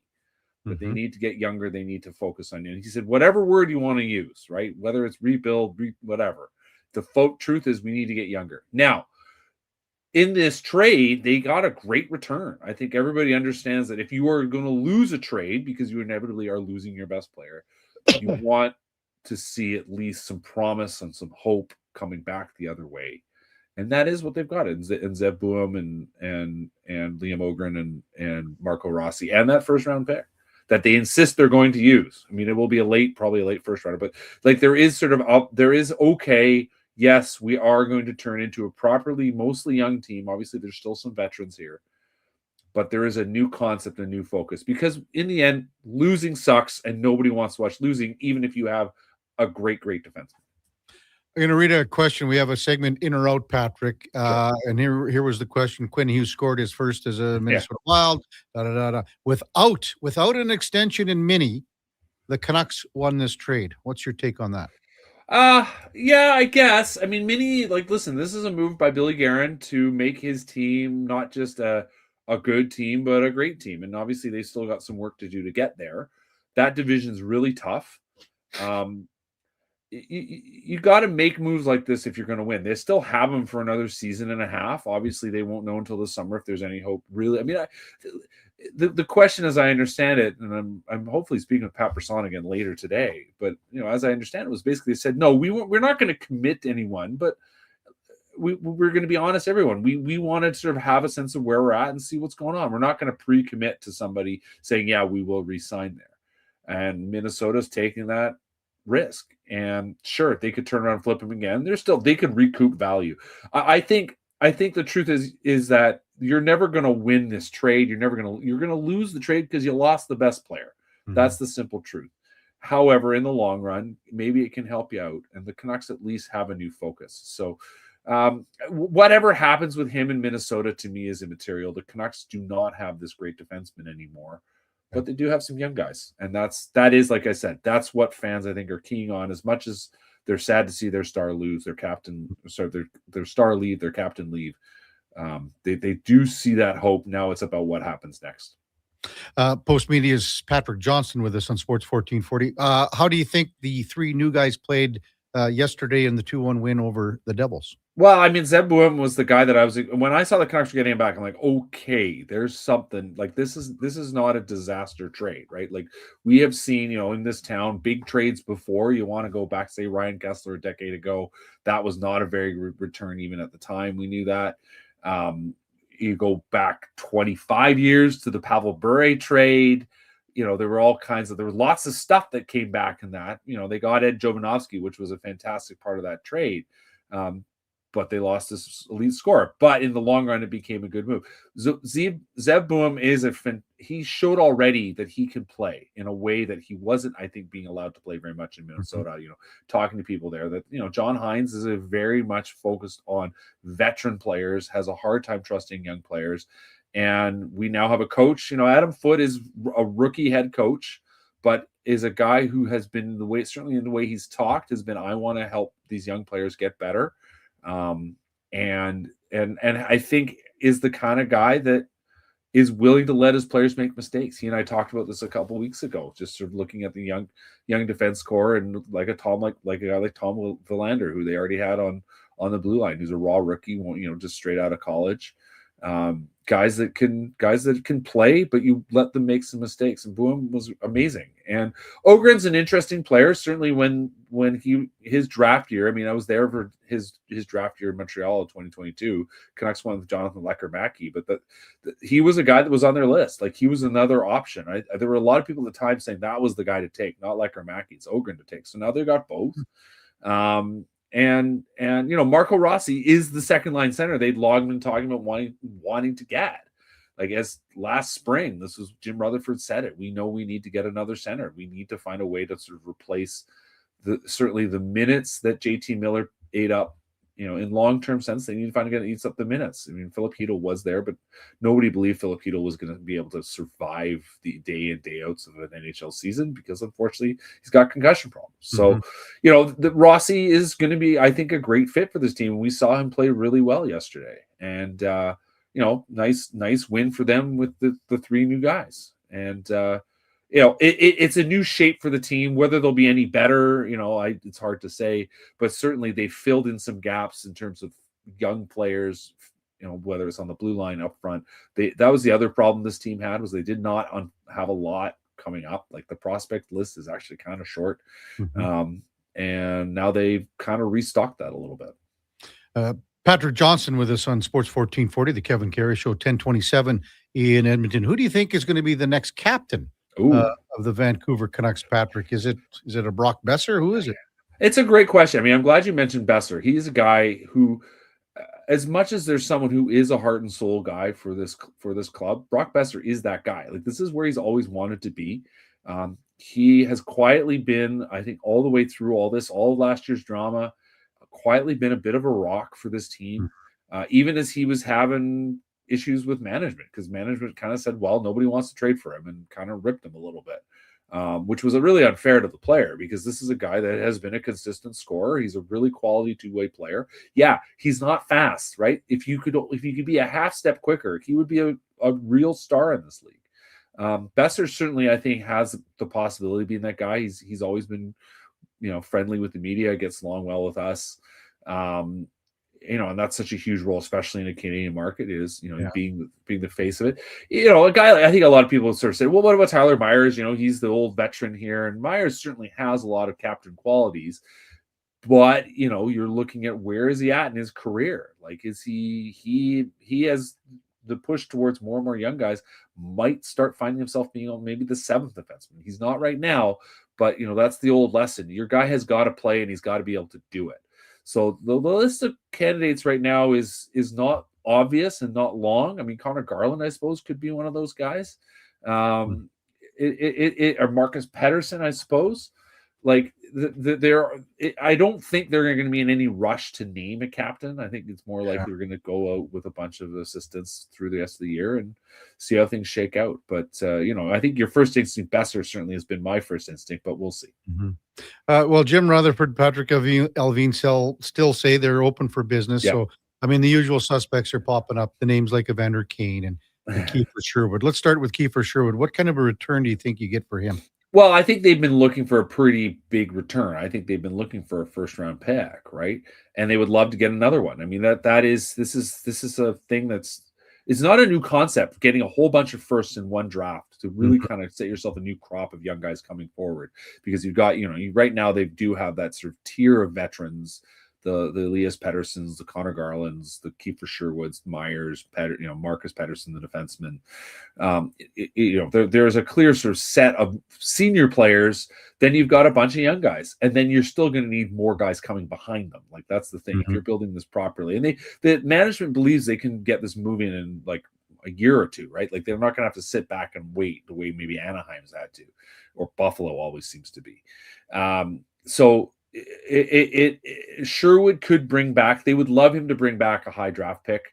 We'll see how that shakes out, but certainly, I mean, I know Minnesota. I mean, that's part of the story here. Minnesota was really interested in him, and Montreal as well. And there were some, I think, pretty serious talks going on there. And the Minnesota talks clearly changed into the Hughes conversation.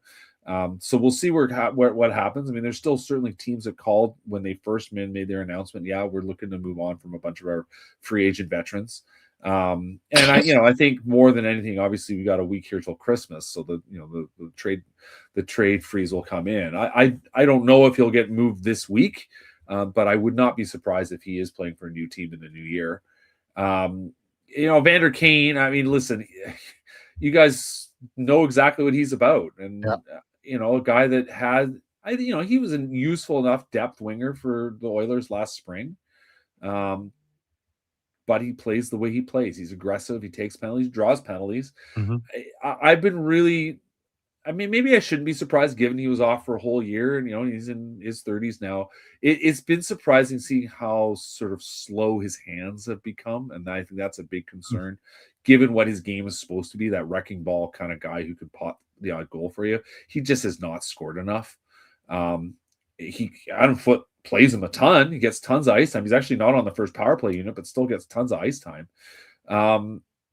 I think the Canucks' feeling was, even when they traded for him in the summer, listen, if it doesn't work out for us or things go sideways for our team, there will be other teams that are interested. And yeah, like, listen, I can fully believe that by the time we get to the trade deadline, there will be a team saying, yeah, hey, we'd love to pick him up. It's a cheap contract.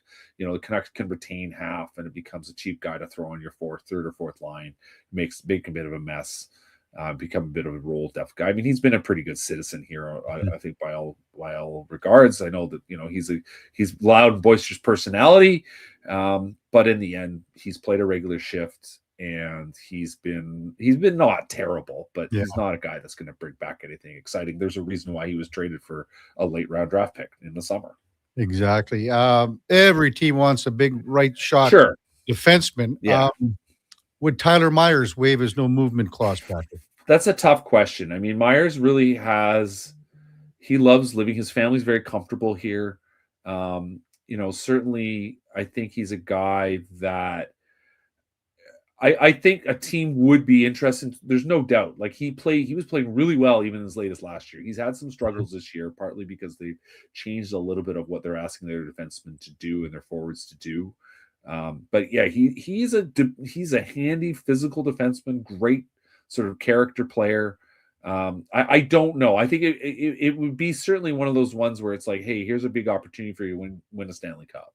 Mm-hmm. And you know, so if it's a team like, I don't know, I mean, if it's a team like Colorado, I mean, I literally have not heard anything about them, but I'm, you know, a team like Colorado or I suppose Minnesota or I have a hard time imagining him really wanting to move east. His family, you know, he lives in Kelowna in the off season. He's got young kids. They're in school here. You know, there's a guy that wants to win. There's absolutely no doubt about it. And he is one of the good guys in the NHL. So there is no doubt that I think there will be calls on a guy like him for sure. But the question becomes, you know, how willing is he to move? I mean, I believe, if I'm not mistaken, I'll just look it up quickly here, but I believe if his no trade comes off next year, no movement becomes a limited no trade next year. So he, you know, I think more than anything, it could be something that just happens next year. And I'm not sure. Not 12 teams. Yeah, that's right. Yeah, that's right. So absolutely no movement clause for the remainder of this year. The guy, I'll just mention quickly, the guy in terms of defenseman, I mean, Derek Forbort is on LTIR and has been out for a while, so we'll see. But like, he's a guy that I think if he comes back healthy, that he's also, I mean, he probably won't be an exciting return. He's a handy, dependable player when he's healthy. The problem is he struggles to stay healthy. So that's a guy that might move this year. What's a realistic expectation for the remainder of this year? 50 games left. Currently last place. Yeah. I know that you get the more bingo balls in the draft lottery and the names like McKenna and Veerhoff are out. So what would you say it would be, Patrick? Well, I mean, realistically, the funny thing in all this is that the Canucks have actually managed to kind of tighten things up in the last couple of weeks. You know, they really have been unlucky in a couple of games. Buffalo, they play, you know, Buffalo, they could have won that one. That was the game on Thursday, the last game that Quinn Hughes played. So they're kind of in this funny moment, and the way it always goes for the Canucks is that in these, you know, late run, the first Bruce Boudreau season and the first Rick Tocchet season, you know, these were teams that were out of it, right? And Boudreau almost got the team to the playoffs, and was going, "What are you guys doing? You need a draft pick." You know, same thing with the first Tocchet season, right? Like they really, what they wanted to do was not win, and it shows you the pride that players have. That in the end, they step on the ice and they want to win. And the only way to kind of sort of force your team to start losing is to dress bad lineups. And so that's kind of the challenge here for the Canucks is what's the dynamic. You know, I think, you know, they're going to have a lot of young, youthful spark. They won kind of against the grain a little bit yesterday. You know, New Jersey was obviously dealing with some injuries themselves. But like carried the play. The Canucks got up early, and New Jersey tried to win its way back, and they couldn't. The kind of Thatcher Demko played well, and you know, realistically, the Canucks, you've hit the nail on the head. They want to not win too much, right? Like that's the thing. And I think if you skew your lineup younger and you go with a lot of younger players who are more prone to making mistakes, you're just gonna end up in those spots. But it is about sort of finding a sort of a mentality and a focus and a desire. And that's certainly, I mean, I wrote this in my column on Friday after the trade. That's certainly in the end, one of the problems for this team even though Quinn Hughes was great, and he was the captain, and he did buy in. Like, he bought into the notion that this was the challenge in front of them was be even better than they thought they could be, to prepare themselves better, to be more focused, to not sort of sit back and say, hey, we had a great run in the 2020 bubble playoffs, which I think, things kind of got to their head, and there was nobody really tamping down saying, guys, let's not get ahead of ourselves here. That they got kind of too enamored of their own stuff without having done enough. And I certainly know that was something that, Patrick Alvin talked about it at the end of his first season in charge. He said these guys need to prepare better. Rick Tocchet talked a lot about how much this team needed to prepare better. And so now it's kind of about how can they build this mentality, even as maybe they're not winning enough. How can they kind of focus in and show up to work every day and get better and get better? I mean, which is, by the way, something Tyler Myers talks about all the time. Make today your best day, and which is not mind-blowing. We've all heard athletes talk about that, but in the end, the challenge for these guys is how to get through the losing while focusing on a future that you believe is going to be a winning one. Patrick, as always, great stuff. Really appreciate your insight. Thanks for coming on. Have a wonderful rest of the holiday season. Yes. And we'll, likely chat in the new year, big guy. Absolutely. Best, guys. Take care. Thanks for having me. Patrick Johnson from Post Media covers the Vancouver Canucks, and it's a different era right now in Vancouver. They are going to be making a few more trades here, and they are building for the future. And right now, sitting in last place in the NHL overall standings. The Oilers just made a roster move a few minutes ago. They've recalled Quinn Hutson from Bakersfield. He is third in the American Hockey League with 16 goals in 24 games. So looking for some offensive upside from, the third and fourth line, wherever Hutson will draw in here. But he will join the team on this road trip tomorrow in Pittsburgh. And boy, people are really looking forward to this game tomorrow night. It's going to be unreal drama, theater. If you've got Tristan Jarry going and you've got Stu Skinner going, I mean, you got Sidney Crosby, Connor McDavid, two of the very, very best that's ever played the game. Leon Draisaitl going for 0.1,000. So there is drama tomorrow night in Pittsburgh. It is going to be unbelievable. Also, Jeremy Rutherford reporting that Dylan Holloway is out 6 weeks with a lower body injury for the St. Louis Blues. So he's gone for 6 weeks. When we come back, we'll get to more of your texts, 833-401-1440. We'll wrap up the show here on Sports 1440 AM radio. We're also streaming on YouTube, X, Facebook, Instagram, and Twitch.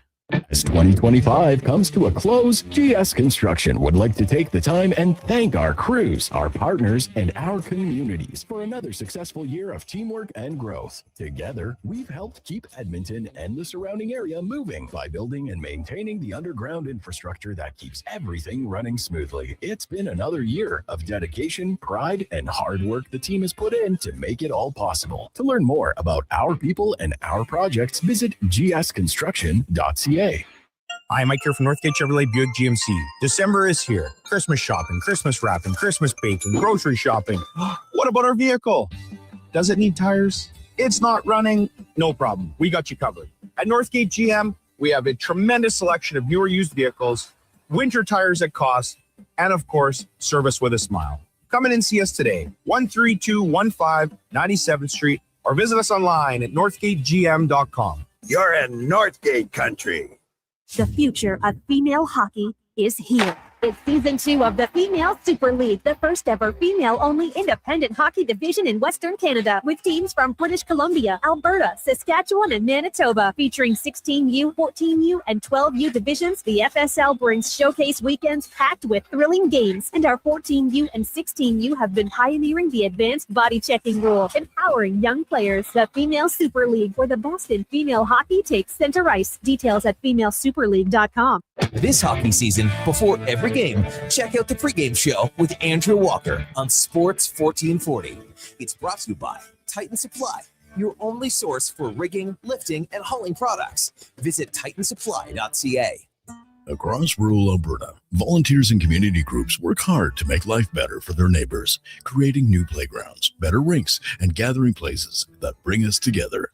Vision Credit Union is proud to lend these local heroes a helping hand. Apply today for a Helping Hand grant up to $10,000 to support your community's next big idea. Let's make great things happen together. Applications are open until January 31st, 2026. Learn more at whatsyourshare.ca. Reason number 37 why Nissan is built for our winter. Because winter getaways should be cozy, not cold. Kick's standard heated front seats and side mirrors help keep you warm and your view clear. That's winter ready. Now, lease a 2026 Kicks S front-wheel drive for $349 monthly at 3.9%.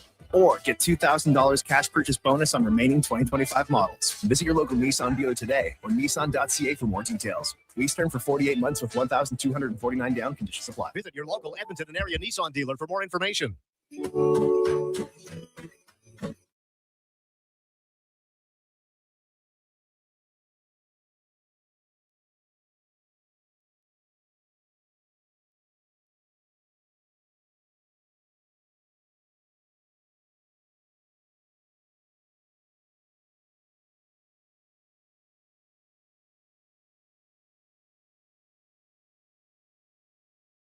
Have your sports curiosity cured with the Kevin Karius Show. This is Sports 1440.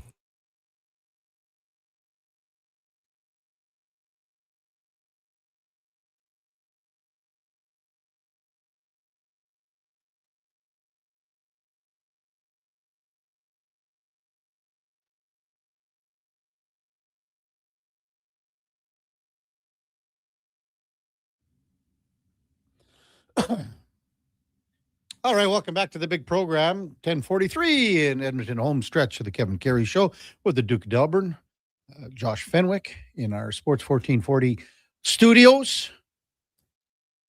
We're also streaming on YouTube, X, Facebook, Instagram, and Twitch. Duke has taken Miami +3 tonight. It's exciting. Duke thinks they're going to win the game even. All their other NHL news. Mika Zibanejad will not play tonight. He is being a slap on the wrist from head coach Mike Sullivan. He missed a team meeting, and this is his consequence. So he will not play tonight. As we said right before the break, Oilers have called up Quinn Hudson. He leads all AHL rookies in goals and points, 16 and 28. Got to get something going on the bottom six here. They're just not scoring enough. They're not. I mean, Max Jones came in, on the weekend. Andrew Mangiapane's down on the fourth line now. Curtis Lazar is at least banging some bodies. We haven't seen any offense from, Trent Frederick all season long. Matthias Janmark, Adam Henrique. There's so much more. They got to get something going on the bottom six as far as offensive input, output, whatever you want to call it. It's just not enough there. It just hasn't been all year. Janmark has 1 goal. Frederick's got 2 goals. Lazar has 2 goals. It's just not enough. Do you think Quinn Hudson can do something here, Duke? I mean, we saw him play 2 games last year. He was in over his head down the stretch. Yeah. But he's played, the 24, 30 games here at the AHL level this year.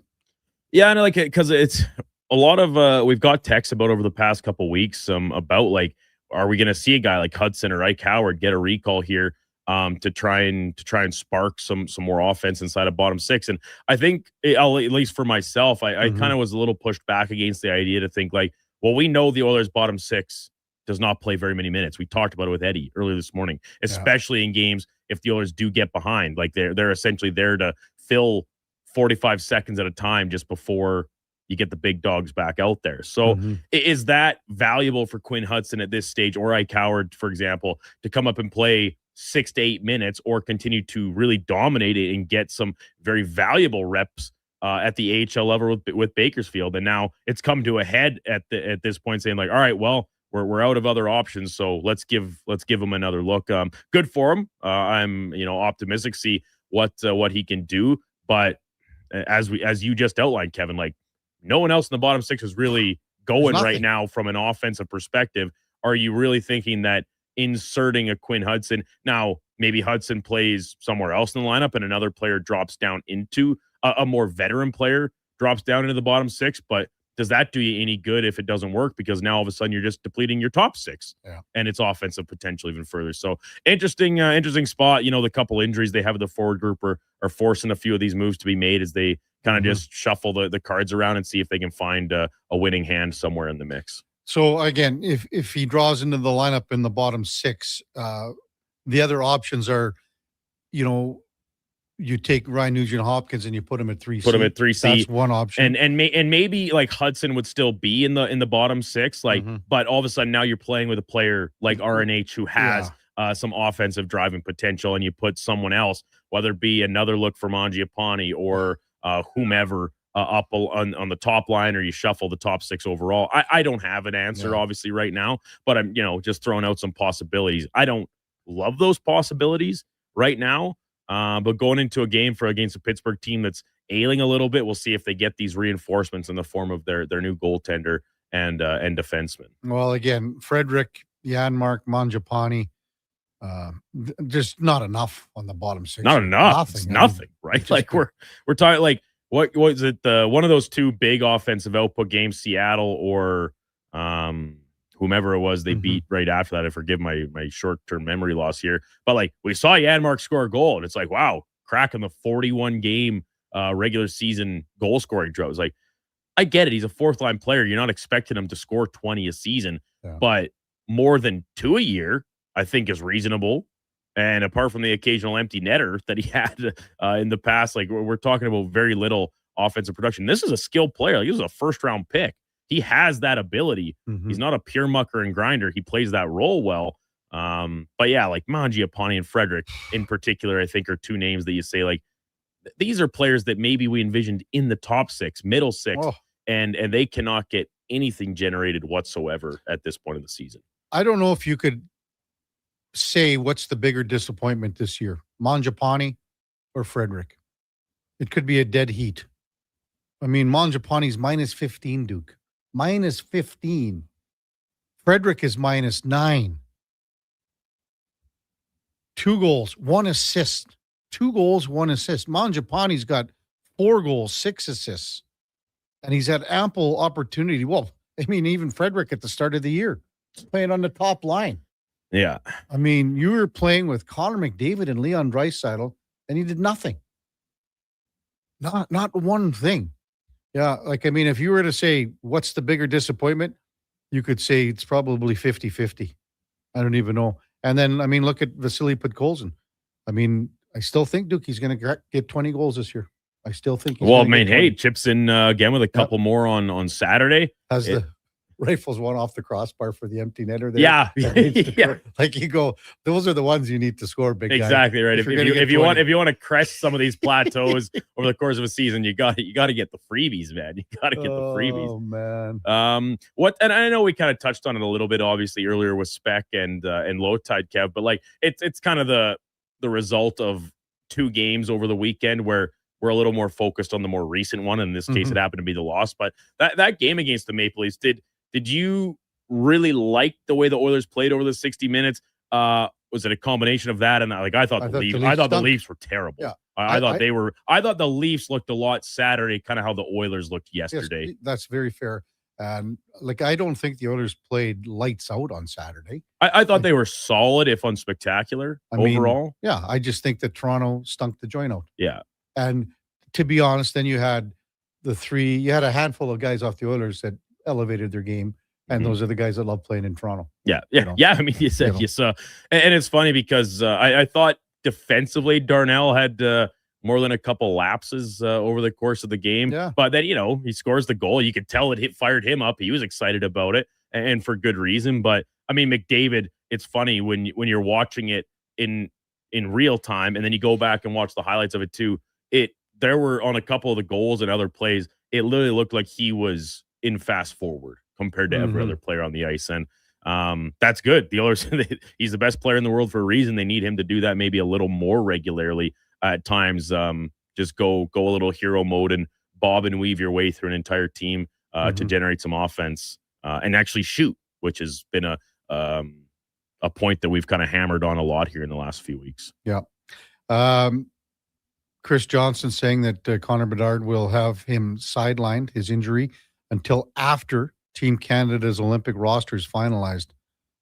I don't know where this leaves him, Duke. I honestly don't. He could be on the outside looking in here. He was on my roster until this injury happened. Yeah. But I don't know if the expected return is early January. That's still a month and a half before the Olympics. Does it impact the thought process on like what he's accomplished to date has been nothing short of exceptional, right? Like, and I'm right there with you, Kev, that you can't leave a guy off just because he's inexperienced at this stage. Like the production is there. He clearly has a different level to his game this season. But with that being said, like, I know, was it Frank's tweet? And maybe we'll talk about this with Frank tomorrow. Like, is that early January timeline? Is that when they expect him back or a reevaluation of the injury? I would say it's more of a reevaluation. I think he's going to be out longer than what they're saying.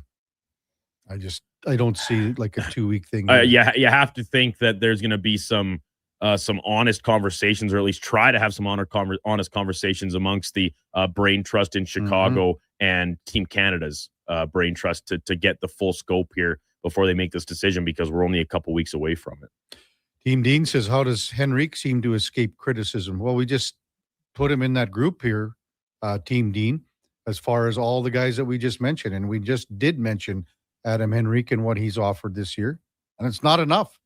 I mean, he has 2 goals on the year, 2 goals, 7 assists. So he is in that same lump with Mangiapane. He's in the same grouping with Janmark, Frederick, Lazar. Everyone that's in this bottom 6 has not done near enough. Hey, thanks to all our guests today on a Monday morning. Coming up at the top of the hour, it is Fantasy Frenzy with the former Rochep T-Bird, Connor Halley, and the Duke of Delburne. At 12 o'clock, it's the Lowdown with Al Mitchell till 2. Jason Gregor's got the Jason Gregor Show to drive you home till 6 bells.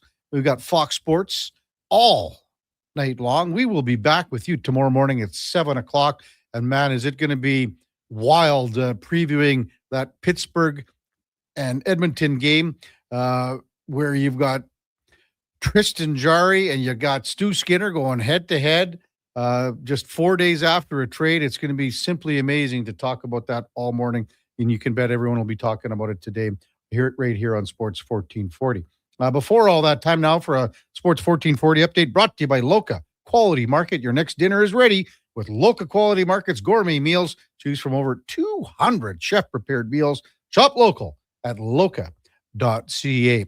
Hey, thanks everyone for listening. Really appreciate all the great texts we had this morning, and thanks for being a part of the show. We could not do it without you. We will be back with you tomorrow morning at 7 bells. Hope you have just a magnificent rest of your Monday. And we will be back with you tomorrow at 7. Until then, here is the Duke. This is the Sports 1440 update.